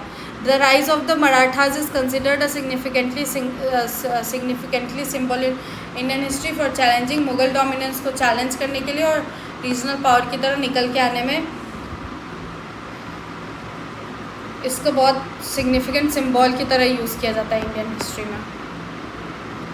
अब देखते हैं question number 6, outline the origin development of painting under the Mughal. Explain the evolution of Mughal architecture with reference to the red fort और द ताजमहल। इंट्रोडक्शन में लिखते हैं, जो मुगल एरा था उसको golden age for the development of Indian art and culture कहा जाता है। Is it true? Mughal era को गोल्डन एज माना जाता है इंडियन आर्ट एंड कल्चर के डेवलपमेंट के लिए। Mughal rulers extended special patronage to painting, architecture and music and literature. Remarkable progress हुआ इस पीरियड में पेंटिंग और आर्किटेक्चर के फील्ड में। मुगल पेंटिंग बहुत ही ब्यूटीफुल पर्सन स्टाइल और इंडियन एलिमेंट, पेंटिंग मुगल है लेकिन beautiful synthesis of person style and Indian element. देख रहे हो ना गाइज? वाइल मुगल आर्किटेक्चर जो था वो एक magnificent blend of grandeur, beauty and technical excellence क्या कहते हैं ऑफर करता था। स्ट्रक्चर्स लाइक जैसे कि ताजमहल और रेड फोर्ट जैसे स्ट्रक्चर जो है वो मुगल आर्किटेक्चर के क्राउनिंग अचीवमेंट्स हैं।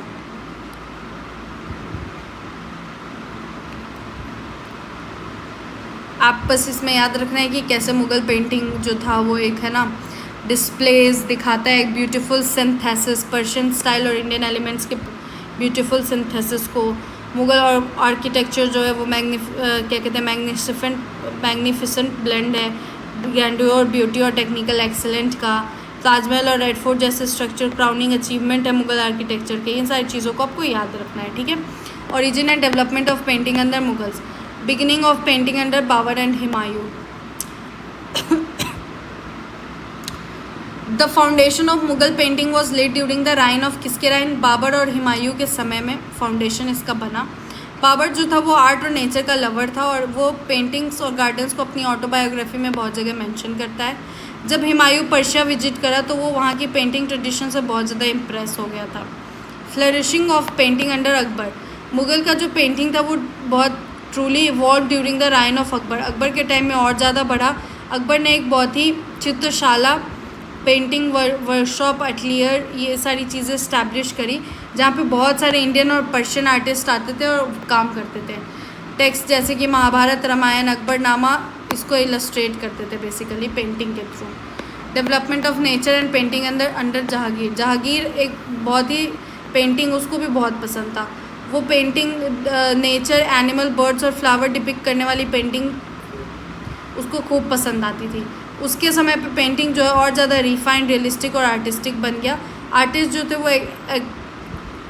Exquisite depiction, facial expression, nature, उस टाइम पे आर्टिस्ट क्या बनाते थे basically? Facial expressions, natural landscape और वाइल्ड लाइफ, यही सब बनाते थे। अब देखते हैं decorative style under Shah Jahan. Shah Jahan के टाइम पे पेंटिंग जो था वो उसका फीचर और ग्रैंडियोर और डेकोरेटिव स्टाइल और ज़्यादा इवॉल्व हुआ। Courtly Splendor, royal ceremonies, luxury, ये सारी चीज़ें जो उस टाइम पे के आर्ट वर्क में हाईलाइट की जाती थी। और कलर का यूज़ और ज़्यादा और ज़्यादा वाइब्रेंट और स्ट्राइकिंग कलर्स का यूज़ उस टाइम पे बढ़ गया, ठीक है। अब डिक्लाइन अंडर औरंगज़ेब के टाइम पे डिक्लाइन देखते हैं। औरंगज़ेब जो है वो बहुत ज़्यादा इंटरेस्ट नहीं लिया आर्ट और म्यूज़िक में। उसका he did not extend the same patronage वो उसका सेम इंटरेस्ट बाकी रूलर्स जैसा सेम इंटरेस्ट नहीं था आर्ट एंड कल्चर इन सारी चीज़ों में। जो कोर्ट पेंटिंग जो था वो इसके कारण इसका रिज़ल्ट क्या हुआ कि जो कोर्ट पेंटिंग था वो डिक्लाइन होने लगा। अब इवोल्यूशन ऑफ मुग़ल आर्किटेक्चर देखते हैं। जो अर्ली मुग़ल आर्किटेक्चर स्टाइल समझते हैं, मुग़ल आर्किटेक्चर जो है वो बाबर और हुमायूं के टाइम पे बढ़ा, ठीक है।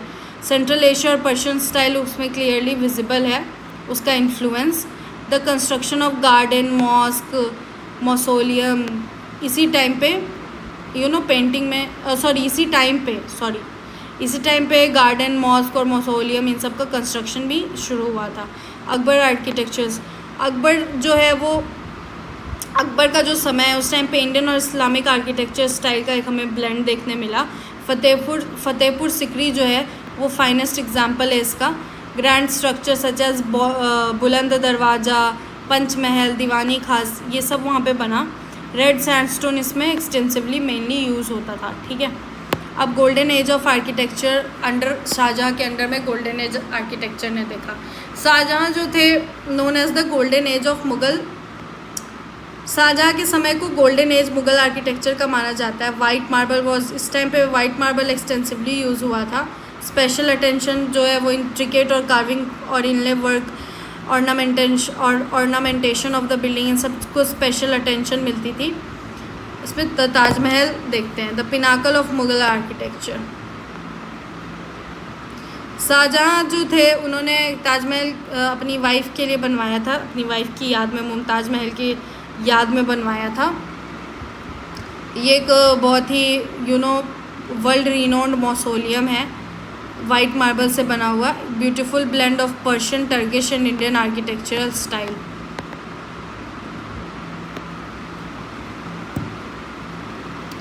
रेड फोर्ट देखते हैं, सिंबल ऑफ इम्पीरियल पावर। ये पिनाकल ऑफ मुग़ल आर्किटेक्चर और symbol of imperial power. Shah Jahan ने रेड फोर्ट बनवाया अपने न्यू कैपिटल में Shahjahanabad. Constructed from red stone से बना है और ये मुग़ल पावर और उसके ग्रैंडियोर को सिम्बोलाइज करता है। Its houses significant structure such as Diwan-e Aam, दीवाने खास और मोती मस्जिद, ये सारी चीज़ें जैसे स्ट्रक्चर है। अब significant and impact of Mughal क्या कहते हैं, इम्पैक्ट ऑफ मुग़ल आर्ट देखते हैं।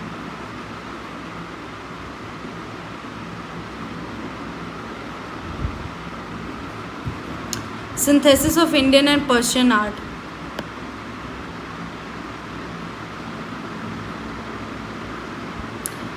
जो most significant characteristic Mughal art का था वो इंडियन और पर्शियन ट्रेडिशन का फ्यूज़न था। ये क्लियरली विजिबल सारे पेंटिंग और आर्किटेक्चर में हम क्लियरली देख सकते हैं। New and distinctive artistic style का इसको डेवलपमेंट उसी टाइम पे हुआ, जो क्या हुआ कि इंडिया के कल्चरल हेरिटेज का धीरे धीरे इंटीग्रल पार्ट बन गया, ठीक है। कल्चरल प्रॉस्पेरिटी में कंट्रीब्यूशन समझते हैं। Art and culture flourished under the patronage of Mughal ruler. Mughal rulers के अंदर में क्या कहते हैं, आर्ट एंड कल्चर बहुत खूब फ्लरिश किया। पेंटिंग, आर्किटेक्चर एंड लिटरेचर जो था उसको नया डायरेक्शन मिला। आर्टिस्ट और क्राफ्ट्समैन को एम्प्लॉयमेंट और रिस्पेक्ट भी मिला अलग तरह का। इससे क्या हुआ कि कल्चरल एक्टिविटीज़ में इन्वॉल्वमेंट लोगों का बढ़ा और मुग़ल एरा को एक बहुत ही हाईली प्रोस्पेरस पीरियड कहा जाता है इंडियन कल्चर का। Mughal painting and architecture also influence the regional art form of Rajasthan, Punjab और डेक्कन, इन सब जगह के जो रीजनल आर्ट फॉर्म थे इसको भी काफ़ी इन्फ्लुएंस किया Mughal painting. Elements of the Mughal style जो राजस्थानी और पहाड़ी पेंटिंग्स में हम क्लियरली देख सकते हैं। मुग़ल इन्फ्लुएंस जो है आर्किटेक्चर में भी बहुत लंबे समय तक उसका मुग़ल का इन्फ्लुएंस परसिस्टेंट रहा। ग्लोबल रिनोन देखते हैं। मॉन्यूमेंट्स जैसे कि Taj Mahal, red fort, global recognition India को मिला। इनके कारण आज भी वो unique example of architectural excellence का यूनिक एग्जाम्पल माने जाते हैं, जो पूरे दुनिया भर से लोग आते हैं उसको विज़िट करते हैं। मुग़ल आर्ट जो है वो इंडिया का इंडियन टूरिज़्म और कल्चरल आइडेंटिटी का इंटीग्रल पार्ट है।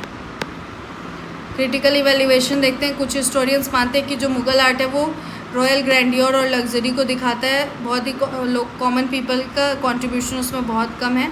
इसके बावजूद it remains true that Mughal art जो है वो इंडियन कल्चरल हेरिटेज को इनरिच किया और और हाई लेवल ऑफ आर्टिस्ट्री हम पेंटिंग और आर्किटेक्चर दोनों में देख सकते हैं। कंक्लूज़न है इसमें, आप तो खुद भी बना सकते हैं कैसे मुग़ल आर्ट ने, पहले मुग़ल एरा ने कैसे इम्पोर्टेंट रोल प्ले किया पेंटिंग और आर्किटेक्चर डेवलपमेंट में। उसके बाद मुग़ल पेंटिंग जो है वो एक नया स्टाइल ऑफ पेंटिंग भी मिला इंडियन ट्रेडिशंस को, और आर्किटेक्चर्स को नया ग्रैंड्योर और ब्यूटी मिली। मॉन्यूमेंट्स जैसे कि ताजमहल और रेड फोर्ट आज के भी remain world renowned as a great achievement. ये मुग़ल आर्किटेक्चर का सबसे ग्रेट अचीवमेंट है। मुग़ल आर्ट जो है वो इंडियन कल्चर और हिस्ट्री से इनरेस्ड है। क्वेश्चन नंबर अभी क्वेश्चन नंबर 7 से पहले हम गिव अवे का सेकंड क्वेश्चन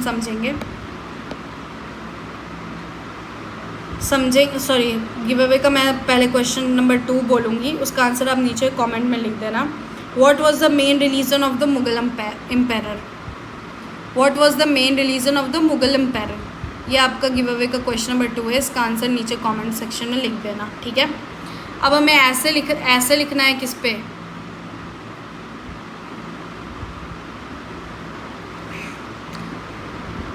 नक्शबंदी सिलसिला पे, special reference to Sheikh Ahmad Sirhindi. Write a note on the Naqshbandi Silsila with special, ठीक है। इंट्रोडक्शन से स्टार्ट करते हैं। जो सूफ़ी मूवमेंट मेडाइवल इंडिया में जो शुरू हुआ, exerted a profound influence of social, religious and cultural life. इन सब पे बहुत ही प्रोफाउंड इफेक्ट रहा उसका। सूफ़ी सेंट जो थे वो लव, डिवोशन, टॉलरेंस, स्पिरिचुअलिटी, इन सारे मैसेज को अपने उसमें बोला करते थे। ये मैसेज वो कन्वे करते थे। सेवरल सिलसिलाज, कुछ ऑर्डर्स जो थे वो क्या कहते हैं सूफ़ी ट्रेडिशंस में धीरे धीरे इवॉल्व हुए with the Chishti, Suhrawardy, Qadri and Naqshbandi being the, ये सारी चीज़ें मोस्ट प्रोमिनेंट मानी जाती हैं, ठीक है। जो नक्शबंदी ऑर्डर है वो डिफरेंट है और सूफ़ी ट्रेडिशन से। ये ग्रेटर जो है क्यों ये अलग है, क्योंकि इसका जो मेन होता है ना कि इसका एम्फेसिस क्या होता है, इस्लामिक शरिया और ऑर्थोडॉक्स प्रिंसिपल्स पे ही होता है। अहमद सिरहिंदी जो थे वो पाइवटल रोल प्ले करते हैं। इस ऑर्डर को उन्होंने खूब फेमस किया इंडिया में। उनको मुजादिद ई अल अफ ई सानी भी बोलते हैं, meaning the renovator of the second millennium, ठीक है। अब ओरिजिन एंड की कैरेक्टरिस्टिक्स ऑफ नक्शबंदी ऑर्डर देख लेते हैं। Origins of the Naqshbandi order. Naqshbandi order जो था वो सेंट्रल एशिया में स्टैब्लिश हुआ था। किसने इसको बनाया था, फाउंड किया था? Who was the founder? Khwaja Bahauddin Naqshband, he was the founder, okay. जिससे क्या हुआ कि इस ऑर्डर का नाम भी डिराइव होता है नक्शबंदी, है ना। It gradually spread cross central Asia में, धीरे धीरे बढ़ा, अफगानिस्तान, इंडिया, इन सब जगह धीरे धीरे बढ़ा। इसका जो इन्फ्लुएंस था वो इंडिया में से क्या कहते हैं मुग़ल एरा के टाइम पे खूब हुआ। इसका इन्फ्लुएंस खूब बढ़ा। इसका जो स्पेशल एम्फेसिस शरिया पे है वो देखते हैं। Most significant feature of the Naqshbandi order was the strict observance of sharia, that is sharia is Islamic law. तो इसका जो मोस्ट सिग्निफिकेंट फीचर है वो क्या कहते हैं शरिया पे, शरिया सेंटर्ड है। इसके जो फॉलोवर थे वो क्या कहते हैं religious great importance to religious rules and traditions. जो भी रिलीजियस रूल्स और ट्रेडिशंस होते हैं उन पे खूब ये एम्फेसाइज करते थे। सूफिज़म को क्या कहते हैं इस्लामिक प्रिंसिपल के विदिन रखने का हमेशा इनका कोशिश रहता था।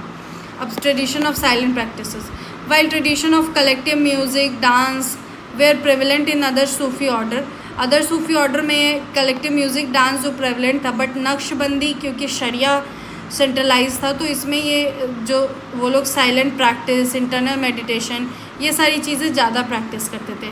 इट प्रैक्टिस जिक्र, remembrance of God silently and mentally, ठीक है। इसका एम जो था वो स्पिरिचुअल प्यूरिफिकेशन था और inner connection with God establish करना था बेसिकली।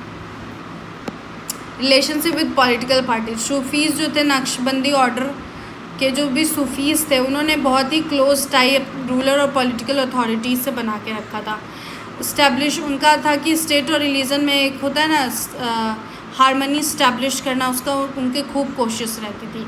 नक्शबंदी आइडियोलॉजी का जो इन्फ्लुएंस था वो मुग़ल कोर्ट में भी बहुत ज़्यादा एविडेंट था।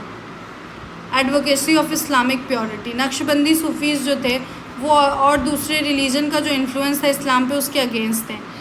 उनका था कि वो इस्लामिक आइडेंटिटी और ट्रेडिशन को प्रिजर्व करके रखना और रिलीजियस सिंक्रेटिज्म और लिबरलिज्म को एक बहुत ही क्रिटिकल व्यू देते थे, इतना सपोर्ट नहीं करते थे। ये क्या होता था कि लिबरल रिलीजियस पॉलिसीज़ को फ्रीक्वेंटली अपोज करते हुए नज़र आते थे। अब Sheikh Ahmad Sirhindi and the Naqshbandi order समझते हैं। लाइफ एंड पर्सनालिटी देखेंगे पहले अहमद सिरहिंदी का।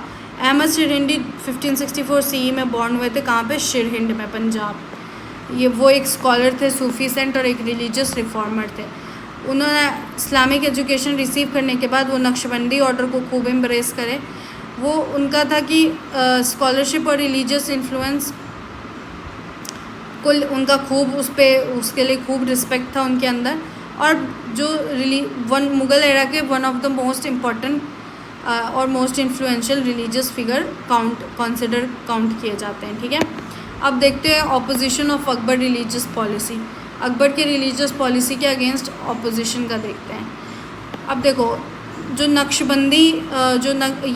नक्शबंदी ऑर्डर है ये ऑलरेडी शरिया को सेंट्रलाइज करती है और लिबरलिज्म और सिंक्रेटिज्म के अगेंस्ट है। सिंक्रेटिज्म मीन्स कि सभी रिलीजन को इक्वल इम्पोर्टेंस देना, तो वो इसके अगेंस्ट है। तो ऑब्वियस ही बात है, अकबर इन सारी चीज़ों को अपने समय पे इस्टेब्लिश कर रहा था, तो नक्शबंदी ऑब्वियसली इसके अपोजिट होंगे। शेख अहमद सिरहिंदी थे जो अकबर का रिलीजियस लिबरलिज्म और दिन इलाही था, इसके खूब अगेंस्ट थे। उनका मानना था कि अकबर का जो पॉलिसी था वो इस्लाम के प्योरिटी को ख़राब कर रहा है और कुछ पॉलिसीज़ जैसे कि सुलह कुल, यूनिवर्सल पीस, हारमनी, इन पॉलिसीज़ के भी वो अगेंस्ट थे। सिरहिंदी इस्लाम को बहुत ही अलग मानते थे और अदर रिलीजन से सुपीरियर मानते थे। देयरफॉर उन्होंने क्या कहते हैं इस्लामिक ऑर्थोडॉक्सी को फिर से रीइस्टेब्लिश किया था सोसाइटी में। Opposition to Wahdat ul Wujud, the concept of Wahdat ul Wujud, unity of being, propounded by the Sufi saint Ibn Arabi. According to that doctrine a unity between God and creation was posited। Sheikh Ahmad जो थे यूनिटी ऑफ बीइंग के against थे, obvious सी बात है, क्योंकि इसमें भी सबकी यूनिटी देखी जा रही थी और सबकी यूनिटी में सभी रिलीजन की यूनिटी पे फोकस दी। बट सिरहिंदी का मानना था कि इस्लाम सबसे ऊपर और सबसे अच्छा है, तो ऑब्वियस सी बात है वो इसके अगेंस्ट थे। He propounded the doctrine of Wahdat ul Shuhud, unity of witness, phenomenological unity which regarded God and man as a distinct entities। ये सूफ़ी जो थे उन्होंने कहा कि सब एक ही हैं। इन्होंने कहा कि नहीं भाई, गॉड और इंसान अलग अलग है। तो इसका उन्होंने एक कॉन्सेप्ट दिया वहादत उल शुहूद का। ठीक है, अब मुग़ल कोर्ट का इन्फ्लुएंस देखते हैं इसमें क्या हुआ। जो ये शेख अहमद सिरहिंदी थे वो मुग़ल कोर्ट को भी उन्होंने काफ़ी इन्फ्लुएंस किया। क्या कहते हैं, जहांगीर और औरंगज़ेब के टाइम पे इस्लामिक ऑर्थोडॉक्सी फिर से खूब आया। और ऑल्दो जहांगीर जो था वो क्या कहते हैं इम्प्रिजन्ड हिम। शुरू में इनिशियली जहांगीर ने शेख अहमद सिरहिंदी को जेल में डाल दिया था, बट उसका क्या कहते हैं सब उनका स्टेचर बाद में ग्रो कर गया। रिलीजियस रिफॉर्म मूवमेंट देखते। शेख अहमद सिरहिंदी जो थे वो रिलीजियस रिफॉर्म्स और मोरल डिसिप्लिन मुस्लिम्स के अमंग लाने के लिए को खूब एम्फेसाइज करते थे। वो इस्लामिक प्रिंसिपल्स, लेटर्स और टीचिंग्स के थ्रू प्रोपगेट करते थे। His Maktubat collected letter are highly renowned। Significant and critical evaluation देखेंगे नक्शबंदी ऑर्डर एंड शेख अहमद सिरहिंदी का। Contribution to Islamic renaissance, Sheikh Ahmad Sirhindi जो थे टू रिवाइटलाइज और शरिया, इस्लामिक प्रिंसिपल और शरिया को रिवाइटलाइज करने में खूब काम किया। रिलीजियस कॉन्शियसनेस और डिसिप्लिन मुस्लिम के अमंग लाने में फिर से पैदा करने में उनका बहुत इंपॉर्टेंट रोल है, जिससे क्या हुआ कि इस्लामिक रेनेसेंस के टाइम पे जो भी रिकग्निशन उनको एक लीडिंग फिगर की तरह खूब मिला। अब मुग़ल रिलीजियस पॉलिसी पे इन्फ्लुएंस देखते हैं। सिरहिंदी का आइडिया जो मुग़ल रिलीजियस पॉलिसी को खूब इन्फ्लुएंस किया। इस्लामिक ऑर्थोडॉक्सी जो है वो ग्रेट प्रोमिनेंस गेन किया, स्पेशली औरंगज़ेब के टाइम पे। इन्फ्लुएंस उसके आइडिया का जो है वो जिजिया टैक्स का रीइम्पोजिशन, फिर क्या कहते हैं शरिया के बेस पे पॉलिसीज़ का अडॉप्शन, इन सब चीज़ों में दिखता है। अब criticism of religious, according to कुछ हिस्टोरियंस के हिसाब से जो शेख अहमद शिरंडी का जो आइडियोलॉजी था वो बहुत ऑर्थोडॉक्स, घिसा पिटा, पुराना और बहुत ही रिजिड था। वो रिलीजियस टॉलरेंस के अगेंस्ट थे और सिंक्रेटिज्म के अगेंस्ट थे। इससे क्या हुआ कि हिंदू मुस्लिम में और उनके रिलेशन में और ज़्यादा रिफ्ट क्रिएट हो गया। Divergence with in the Sufi movement, Naqshbandi सिलसिला ऑर्डर जो है वो और दूसरे सूफ़ी ट्रेडिशन से अलग है, क्योंकि ये म्यूज़िक, डांस और रिलीजियस लिबरलिज्म को बहुत कम इम्पोर्टेंस देता है। ये ऑर्डर का जो फोकस होता है वो शरिया बेस्ड डिसिप्लिन और इस्लामिक प्योरिटी पे होता है। ये ideological diversity with in the, ये सूफीज़म में आइडियोलॉजिकल डाइवर्सिटी मतलब अलग अलग सूफ़ी मूवमेंट में अलग अलग आइडियोलॉजी के लोग हैं, इसमें आइडियोलॉजिकल डाइवर्सिटी लेके आता है इस तरीके से। अब सिग्निफिकेंस इन इंडियन हिस्ट्री में देखते हैं इसका significance. The Naqshbandi order and Sheikh Ahmad Sirhindi जो है वो significant religious figure medieval Indian history के माने जाते हैं। उन्होंने इस्लामिक रिलीजियस कॉन्शियसनेस और रिफॉर्म मूवमेंट को एक नया डायरेक्शन दिया था। देयर आइडियाज़ जो थे मुगल पॉलिटिक्स और सोसाइटी दोनों को ही इन्फ्लुएंस करता था। कंक्लूजन देखेंगे, जो नक्शबंदी ऑर्डर है वो बहुत सिग्निफिकेंट है सूफी मूवमेंट के लिए मेडाइवल इंडिया में, जो कि शरिया, रिलीजियस डिसिप्लिन और इस्लामिक प्योरिटी पे स्पेशल एम्फेसिस देता है। अहमद शिरंडी जो थे उन्होंने इस आइडिया को नई आइडेंटिटी दी इंडिया में, और इस्लामिक ऑर्थोडॉक्सी फिर से इस्टेब्लिश हो। अकबर के इस पे उनका बहुत एम्फेसाइज मतलब खूब एम्फेसिस रहता था, और अकबर के जो लिबरल रिलीजियस पॉलिसी थे उसके अगेंस्ट थे। उनका जो आइडिया था वो मुग़ल और रिलीजियस पॉलिसीज़ दोनों को एक खूब इन्फ्लुएंस किया इंडियन मुस्लिम सोसाइटी के। बहुत सारा क्रिटिसिज्म झेलने के बाद भी उनके ऑर्थोडॉक्स आइडियोलॉजी के कारण वो एक सिग्निफिकेंट प्लेस इंडियन हिस्ट्री में रखते हैं, और उनको मेजर रिलीजियस रिफॉर्मर की तरह देखा जाता है और leader of the Naqshbandi order. ठीक है, यहीं पे हमारा क्वेश्चन नंबर 7 ख़त्म होता है। क्वेश्चन नंबर 8 स्टार्ट करेंगे। Nature of India's maritime trade in the 17th century, जो भी सी ट्रेड्स होती थी उन सब का हम नेचर समझेंगे, और describe the nature of under Mughals के अंडर में क्या था। ठीक है, इंट्रोडक्शन से स्टार्ट करते हैं। India's maritime trade in the 17th century was highly developed and prosperous. India का जो मैरीटाइम ट्रेड था 17th सेंचुरी के टाइम पे बहुत ही डेवलप्ड और बहुत प्रॉस्पेरस था। The political stability of the Mughal empire, Indian economic prosperity and its trade relations with Asia and Europe propelled maritime trade to new heights. Mughal empire में stability, Indian economic prosperity और उसके trade relationship Asia और Europe के साथ जो थे उसके कारण मैरीटाइम ट्रेड ने नए हाइट्स को देखा। फॉरेन मार्केट में Indian textile, spices, silk, Indigo और अदर कमोडिटीज़ की बहुत हाई डिमांड थी। इस पीरियड में यूरोपियन ट्रेडिंग कंपनीज जैसे कि पोर्टुगीज़, डच, इंग्लिश और फ्रेंच इंडिया में बहुत ज़्यादा एक्टिव हो गई थी। मैरीटाइम ट्रेड जो है सिर्फ इंडिया की इकोनॉमी को ही स्ट्रेंथन नहीं करा था, बट इंडियन सोसाइटी, पॉलिटिक्स और इंटरनेशनल रिलेशन को भी खूब इन्फ्लुएंस करता था। Key feature of 17th century maritime trade, इसमें की फीचर्स देखते हैं क्या क्या था।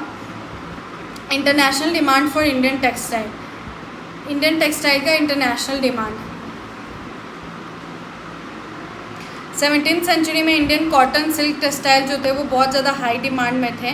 Bengal, Gujarat and the Coromandel coast जो थे वो मेजर सेंटर्स होते थे टेक्सटाइल प्रोडक्शन के लिए। इंडियन जो फैब्रिक्स थे वो एशिया, अफ्रीका, यूरोप में खूब पॉपुलर थे क्योंकि उनकी क्वालिटी, ब्यूटी और अफोर्डेबिलिटी के कारण। डेवलपमेंट ऑफ मेजर पोर्ट्स देखेंगे ड्यूरिंग दिस पीरियड। इस टाइम पे बहुत सारे इंडियन पोर्ट्स जो है वो की सेंटर बने ट्रेड के लिए, जैसे Gujarat, Surat in Gujarat, Hugli in Bengal and Masulipatnam in south India बहुत इंपॉर्टेंट पोर्ट्स थे। Foreign ships frequented these ports which housed warehouse, market and trading commercial offices were established.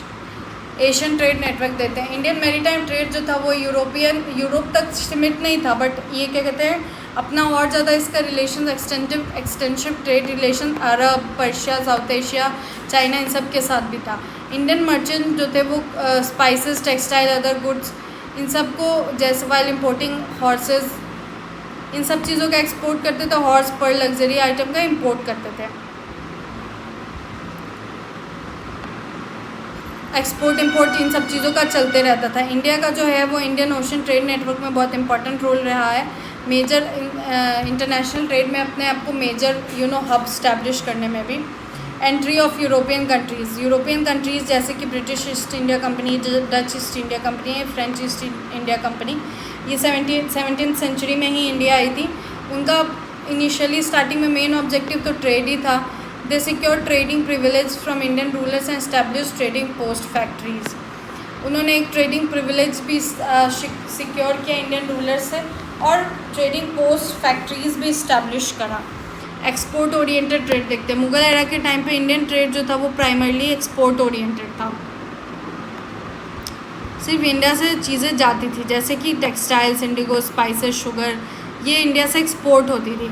While gold silver के साथ साथ ये इंडिया की इकोनॉमिक प्रॉस्पेरिटी में खूब बड़ा रोल प्ले किया। अब नेचर देखते हैं maritime trade under Mughal rule. Trade policy of Mughal rulers देखते हैं।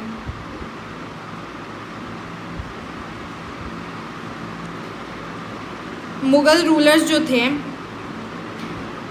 क्या कहते हैं, rulers encourage trade as it generated revenue for the state. Mughal rulers जो थे वो ट्रेड को खूब एनकरेज करते थे क्योंकि वो अच्छा रेवेन्यू लेके आता था स्टेट के लिए। ट्रेड रूट्स और डेवलपिंग मतलब ट्रेड रूट सिक्योर करना, पोर्ट्स डेवलप करना और भी फैसिलिटीज़ बनाना, उसको खूब ये लोग क्या कहते हैं अटेंशन देते थे और इससे क्या होता था कि फॉरेन और इंडियन ट्रेडर्स को खूब बेनिफिट मिलता था और पॉलिटिकल स्टेबिलिटी और ज़्यादा बूस्ट होती थी ट्रेड एक्टिविटीज़ के कारण। सिग्निफिकेंस ऑफ सूरत का सिग्निफिकेंस देखते हैं। सूरत का जो सी पोर्ट था वो मोस्ट सिग्निफिकेंट है, मोस्ट इम्पॉर्टेंट है मुगल पीरियड के टाइम पे। ये मेजर हब बना हज पिलग्रिमेज और इंटरनेशनल ट्रेड के लिए। इंग्लिश, डच और अदर फॉरेन मर्चेंट्स जो थे वो अपना ट्रेड ऑपरेशंस यहीं से करते थे। इंडियन मर्चेंट का रोल देखते हैं। इंडियन मर्चेंट ने क्रूशियल रोल प्ले किया मैरीटाइम ट्रेड में। गुजराती, मारवाड़ी, छेती, बोहरा मर्चेंट जो थे वो इंटरनेशनल ट्रेड में एक्टिव थे और वो trade networks Asia they operated trade networks extending across Asia and Africa. Okay. Ship building industry थी वो इंडिया में भी वेल डेवलप थी मुगल एरा के टाइम पे। लार्ज शिप्स जो थे वो रीजन जैसे कि सूरत और बंगाल में लार्ज शिप कंस्ट्रक्ट किए जाते थे। इंडियन शिप्स को क्या कहते हैं स्टर्डी और ड्यूरेबल कंसिडर किया जाता था। कमर्शियल पर्पस और हज पिलग्रिमेज दोनों ही सर्व करता था, पर्पस सर्व हो जाता था। ट्रेड और स्टेट के बीच में रिलेशनशिप देखते हैं। मुगल रूल जो था वो लिमिटेड डायरेक्ट कंट्रोल एक्सरसाइज करता था मैरीटाइम ट्रेड के। तो स्टेट डिवाइड revenue from taxes and duties. Mughal ruler exercise limited direct control, बहुत लिमिटेड डायरेक्ट कंट्रोल था मैरीटाइम ट्रेड पे उनका। जो स्टेट को कहाँ से आता था रेवेन्यू, टैक्सेस एंड ड्यूटीज़ के through. Customs duties and other levies were imposed at ports, ये सारी चीज़ें पोर्ट्स पे लगा दी जाती थी। और commercial prosperity boosted state income. Impact and critical evaluation देखेंगे। Growth in economic prosperity. Maritime trade जो है वो ग्रेटली इनरिच था इंडियन इकोनॉमी के लिए, ठीक है, वो फ़ायदेमंद था। Large quantities of gold silver India में आने लगा फॉरेन ट्रेड के थ्रू। इससे क्या हुआ कि मार्केट ग्रो भी खूब हुआ और मार्केट एंड अर्बन सेंटर्स, ठीक है। कमर्शियल एक्टिविटीज़ बढ़ी जिसके कारण एम्प्लॉयमेंट और प्रोडक्शन भी बढ़ा और मुगल एम्पायर जो है one of the world's prosperous economies में कंसिडर किया जाता है। अब urbanization and the development of port cities देखते हैं। पोर्ट सिटीज़ जैसे कि सूरत, हुगली, मसूलीपट्टनम बहुत ज़्यादा रैपिडली डेवलप करी। Merchants, artisans, foreign communities settle हुई इस एरियाज़ में, मार्केट्स में। In this area and market warehouse commercial institution भी इस्टेब्लिश हुआ।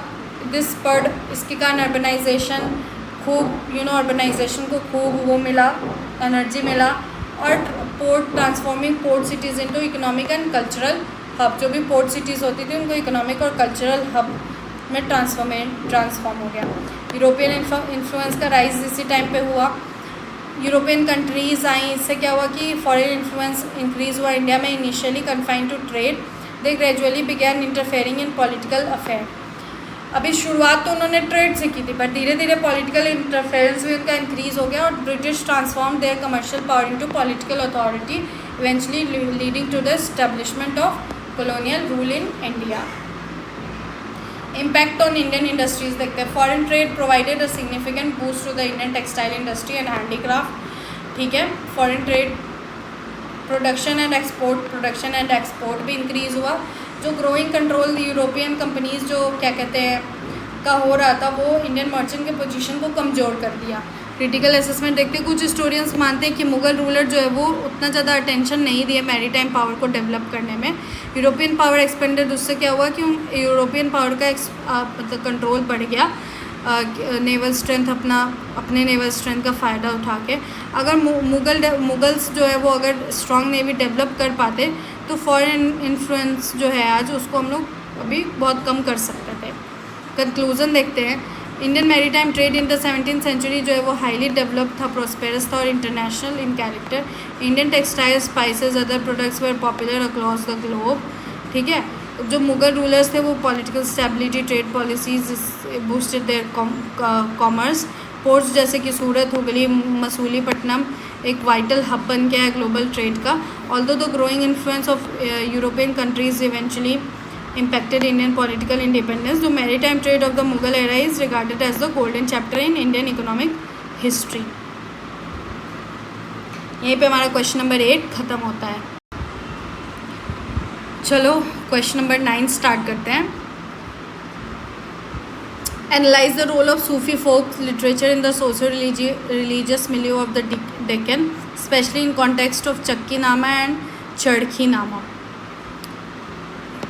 सूफ़ी लिटरेचर का एवोल्यूशन पे डिस्कस करना और फोक ट्रेडिशन, डेक्कन के फोक ट्रेडिशन पे, और role of socio religious syncretism with reference to text like Chakki nama और चरखी नामा, ये बताना है। ठीक है, अब शुरू करते हैं।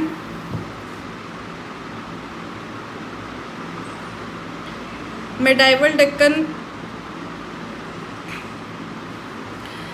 Deccan was a significant centre of Indian cultural syncretism. Medieval Deccan जो था वो एक सिग्निफिकेंट सेंटर था इंडियन कल्चर सिंक्रेटिज्म के लिए, जहाँ पे डाइवर्स लैंग्वेज, रिलीजन और कल्चरल ट्रेडिशन का कॉन्फ्लुएंस एविडेंट था।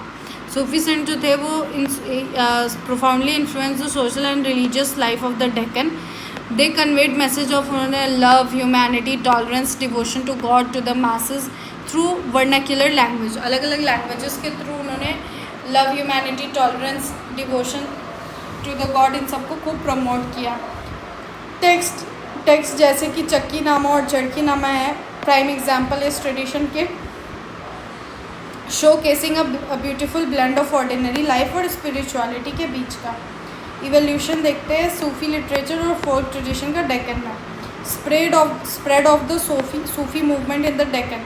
सूफी मूवमेंट जो डेक्कन में था वो फ्लरिश हुआ during the era of Bahmani and Deccan Sultanates. बहुत सारे सूफी सेंट जो थे वो डेक्कन, साउथ, नॉर्थ इंडिया और सेंट्रल एशिया से डेक्कन की तरफ माइग्रेट किए, स्टैब्लिशिंग क्लोज टाई और लोकल सोसाइटी के साथ क्लोज टाई इस्टेब्लिश किए।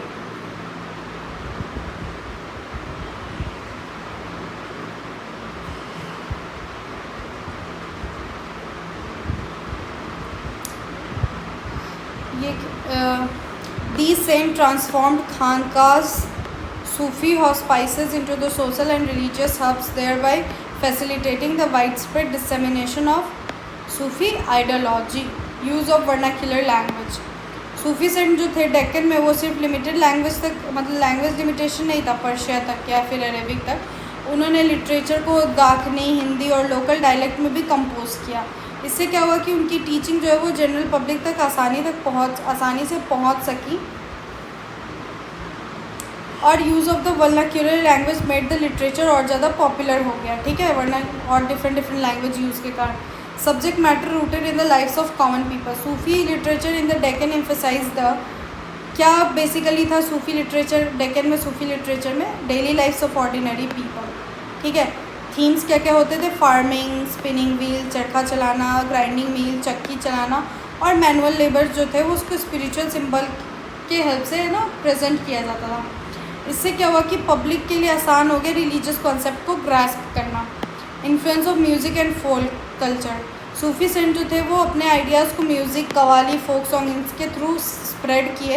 एक बहुत ही ब्यूटीफुल सिंथेसिस हुआ डेक्कन फोल्क कल्चर और सूफी ट्रेडिशन का सिंथेसिस देखने मिला। ये कंपोजिशन जो थे वो रिलीजियस गैदरिंग, फेयर्स, इन सब टाइम पे गाया जाने लगा, fostering culture unity and social harmony. ठीक है, development of social harmony, Sufi saint जो थे वो डिस्टिंक्शन, जैसे कास्ट, रिलीजन और क्लास के बेसिस पे जो डिस्टिंक्शन था उसके कम्प्लीटली अगेंस्ट थे, और उन्होंने क्या कहते हैं ह्यूमन इक्वालिटी जैसे मैसेज को खूब प्रीच किया। उनकी टीचिंग जो थी वो हिंदू और मुस्लिम कम्युनिटीज़ के बीच के क्लोजनेस को लाने के लिए थी। सूफी लिटरेचर एक मीडियम बनी सोशल हारमोनी और ब्रदरहुड के लिए, playing a significant role in the development of Deccan composite culture. ठीक है, social and religious significance of Chakki Nama and चरखी नामा देखते हैं। सिम्बॉलिक मीनिंग ऑफ चक्की नामा, चक्की नामा में जो ग्राइंडिंग मिल चक्की होता है उसको सिंबल ऑफ लाइफ और स्पिरिचुअल प्रैक्टिस की तरह दिखाया गया। जैसे ही मील क्या कहते हैं turns continuously, the mill turns continuously, human life को भी कांस्टेंट स्ट्रगल और एक्शन से भरा हुआ बताया गया। सूफी सेंट जो थे वो क्या कहते हैं स्पिरिचुअल मैसेज क्या कन्वे करना चाहते थे थ्रू क्या कहते हैं ऑर्डिनरी हाउस होल्ड ऑब्जेक्ट्स। इससे क्या हुआ कि कॉमन पीपल का उस कॉन्सेप्ट को समझना और ज़्यादा आसान हो गया। अब क्या है कि मील तो सबके यहाँ डेली चल रहा है, अब उससे रिलेटेड अगर आप कुछ भी मैसेज कन्वे करते हैं तो ऑब्वियस सी बात है लोग ज़्यादा अच्छे से कनेक्ट कर पाएंगे। उसके बाद Charkhi nama and the significance of labour, Charkhi nama the spinning wheel charkha was regarded as the symbol of spiritual discipline and cycle of life. Charkhi nama को क्या स्पिरिचुअल सिम्बोलिज्म मिला, स्पिरिचुअल डिसिप्लिन और साइकिल ऑफ लाइफ। ठीक है, the spinning wheel was not एक tool नहीं था cloth production के लिए, बट एक सिंबल भी था पेशेंस, लेबर और कॉन्टीन्यूअस स्पिरिचुअल प्रैक्टिस का। सूफी लिटरेचर में जो लेबर थे वो according God was accorded the same importance as devotion to God. अब एक एक्सप्रेशन ऑफ रिलीजियस सिंक्रेटिज्म देखते हैं। ये टेक्स्ट जो थे वो incorporate symbols and ideas Hindu और मुस्लिम ट्रेडिशन दोनों से ही लेते हैं। सूफी सेंट जो थे वो लव और ह्यूमैनिटी को रिलीजियस ऑर्थोडॉक्सी के ऊपर प्रायोरिटाइज करते थे। This enhanced mutual understanding and tolerance among diverse communities. Religious syncretism एक वाइटल पार्ट बना डेक्कन कल्चरल आइडेंटिटी का। चक्की नामा और चरखी नामा एक एक्सेलेंट एग्जाम्पल है सिंथेसिस का। ठीक है,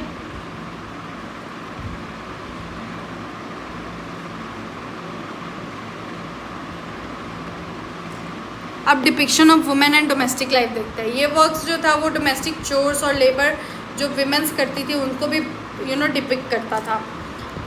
ग्राइंडिंग मिल चक्की एंड स्पिनिंग मिल चरखा जो था उसको क्या कहते हैं डोमेस्टिक लाइफ की सिंबल की तरह यूज़ किया गया।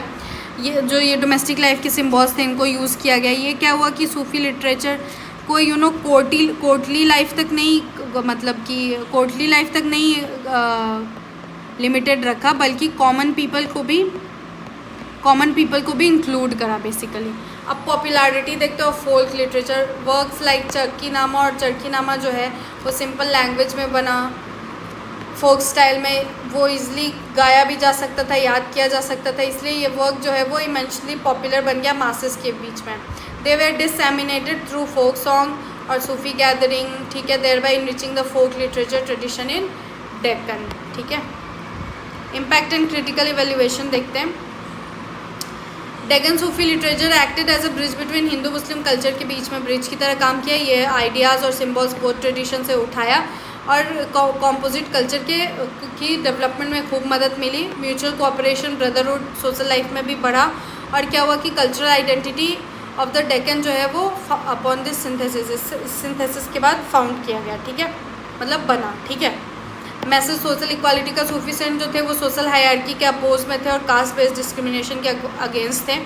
दे accorded supreme importance to labour and humanity. This earn social respect for the lower classes and labourers.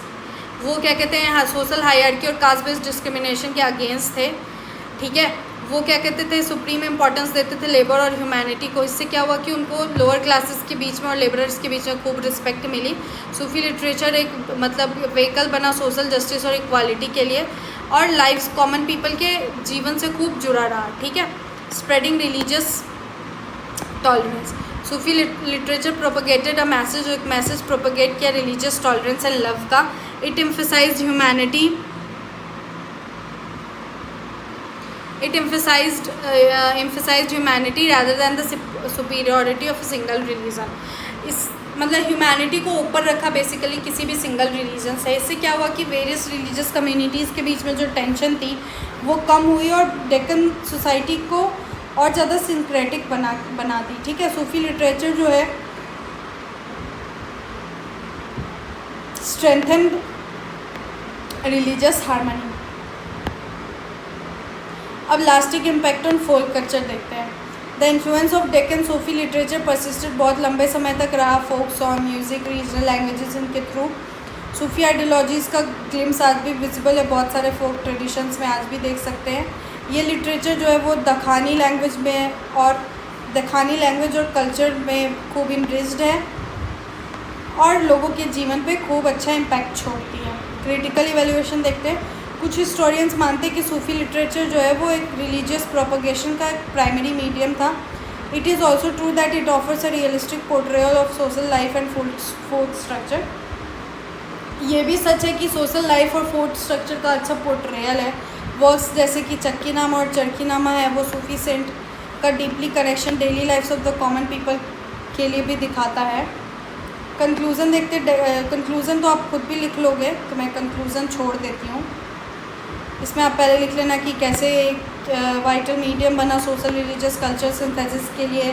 फिर चक्की नामा और चरखी नामा ने क्या मैसेज कन्वे किया और कैसे लोकल पीपल को साथ लेके आए. फोक लाइफ, लेबर, स्पिरिचुअलिटी, इन सबको कैसे कनेक्ट किया और कैसे religious tolerance, social equality, cultural unity, इन सबको प्रमोट किया. ये क्या कहते हैं इसको एक one of the vibrant example माना जाता है सिंक्रेटिक ट्रेडिशन का मिडाइवल इंडियन हिस्ट्री में. अब आपके गिव अवे का फाइनल क्वेश्चन मैं पूछ रही हूँ. Which city was the capital of Mughal empire? Which city was the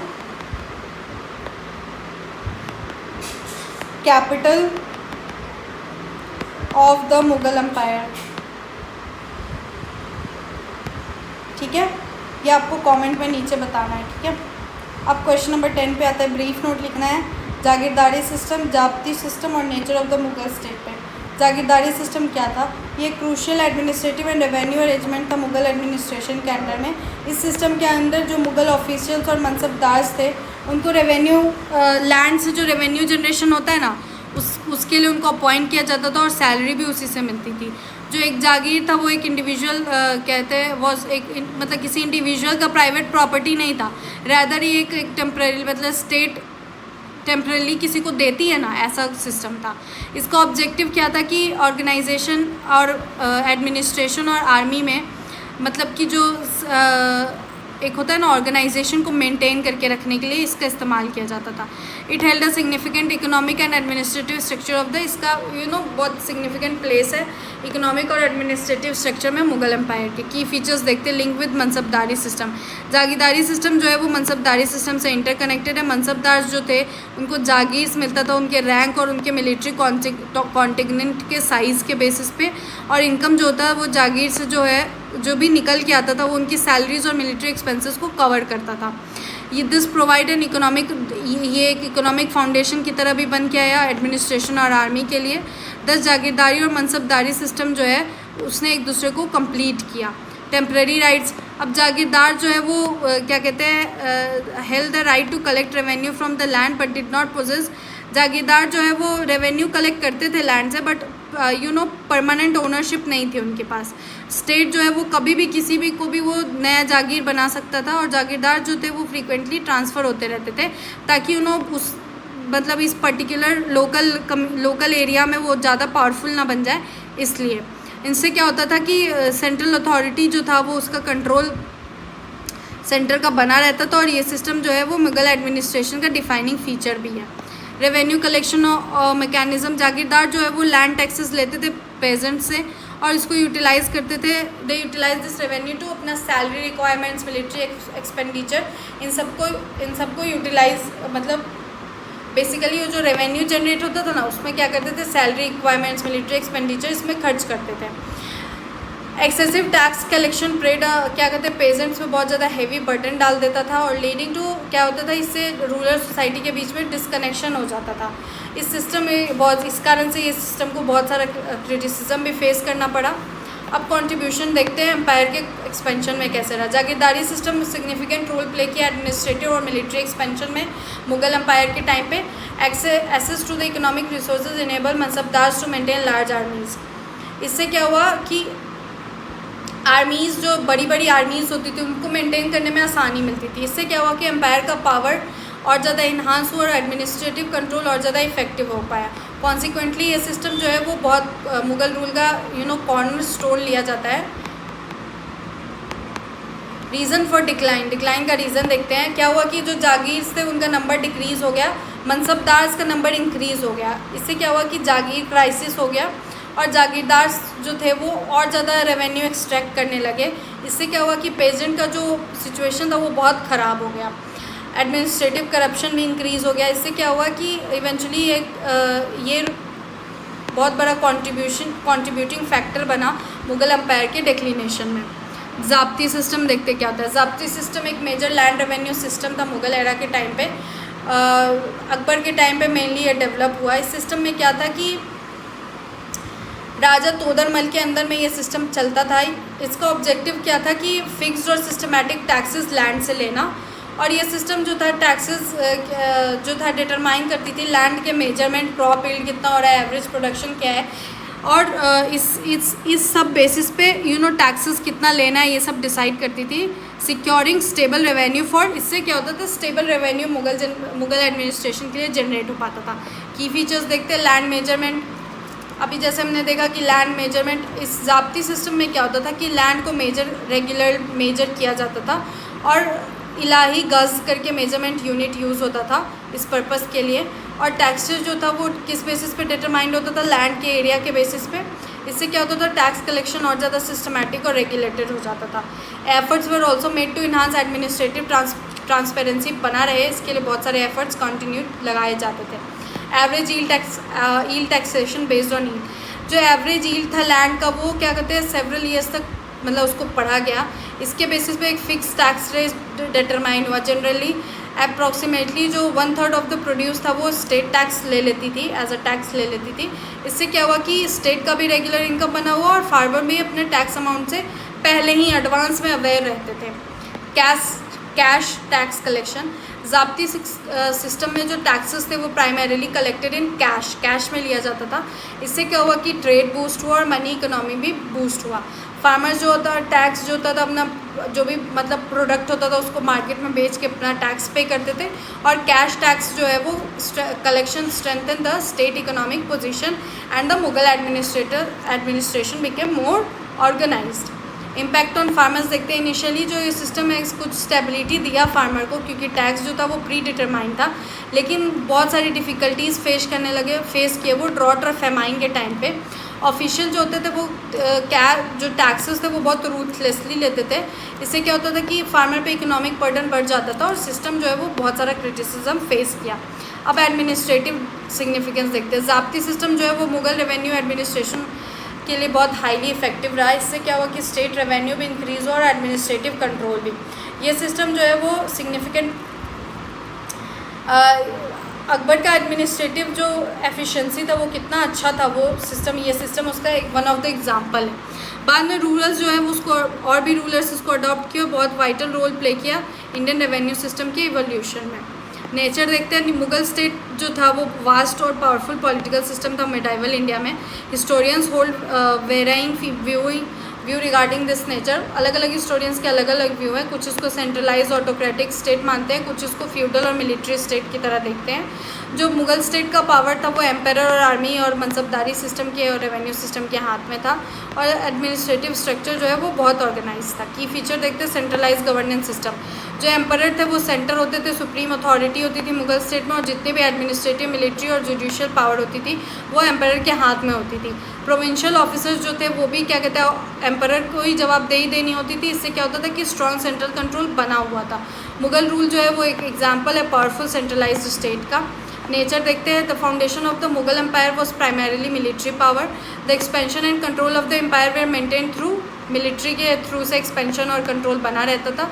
मनसबदारी system भी क्या कहते हैं मिलिट्री ऑर्गेनाइजेशन से लिंक्ड है। State power rested on warfare and conquest, war और कॉन्क्वेस्ट पे स्टेट पावर रहता था। कॉन्सिक्वेंटली बहुत सारे हिस्टोरियंस इसको मिलिट्री स्टेट भी मान के चलते हैं। रेवेन्यू बेस्ड एडमिनिस्ट्रेशन, ये जो economic strength of the Mughal state क्या थी, वो लैंड रेवेन्यू पे रूटेड थी, बहुत ज़्यादा डिपेंडेंट थी। रेवेन्यू जो भी एग्रीकल्चर से आता था वो प्राइमरी सोर्स था स्टेट के इनकम का। टैक्सेस जो वो जागीरदारी और ज़ाब्ती से जो भी टैक्सेस मिलता था, जागीरदारी और ज़ाब्ती से ही मेनली टैक्सेस जनरेट होता था। और जो रेवेन्यू सिस्टम था वो बोथ एडमिनिस्ट्रेटिव और मिलिट्री के लिए ना फाउंडेशन की तरह था।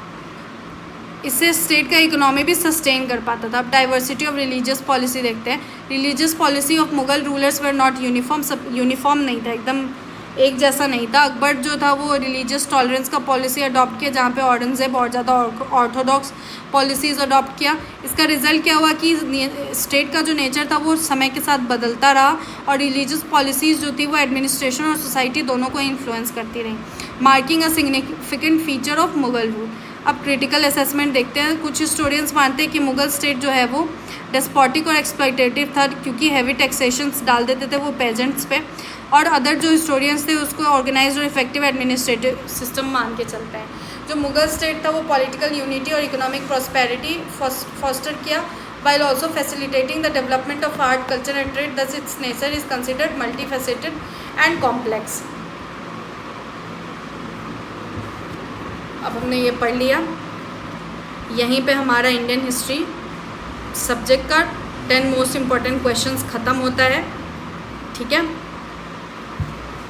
तो अब 10 most important questions with answer हमने कर लिए जो डायरेक्टली एग्ज़ाम में आ सकते हैं। मुझे उम्मीद है कि तुमने इन्हें ध्यान से समझा होगा और अपनी एग्ज़ाम प्रिपरेशन स्ट्रॉन्ग कर ली होगी। और याद रखो हमारे लेक्चर्स फ्री है, लेकिन अगर तुम चाहते हो कि वेल ऑर्गेनाइज नोट्स जो कि एग्ज़ाम के लिए एकदम परफेक्ट है, तो बस डिस्क्रिप्शन में दिए हुए लिंक से नोट्स परचेज़ करो और अपने नोट्स सिक्योर करो। और हाँ, हर वीडियो में होता है गिव अवे, तो वीडियो के बीच में पूछे गए क्वेश्चंस के लिए रेडी रहो और 3 लकी विनर्स को बन सकते हो फ्री नोट्स के, ठीक है। अगर तुम्हें वीडियो पसंद आई हो तो लाइक शेयर एंड सब्सक्राइब ज़रूर करना और हमारे व्हाट्सएप और टेलीग्राम चैनल को फॉलो कर लेना, ताकि तुम्हें मिलते रहे एग्जाम फोकस्ड अपडेट्स और ड्यू सोल के सारे important lectures and giveaway के winners. Till then stay focused, study smart and crush your exams. See you in the next video. Bye bye.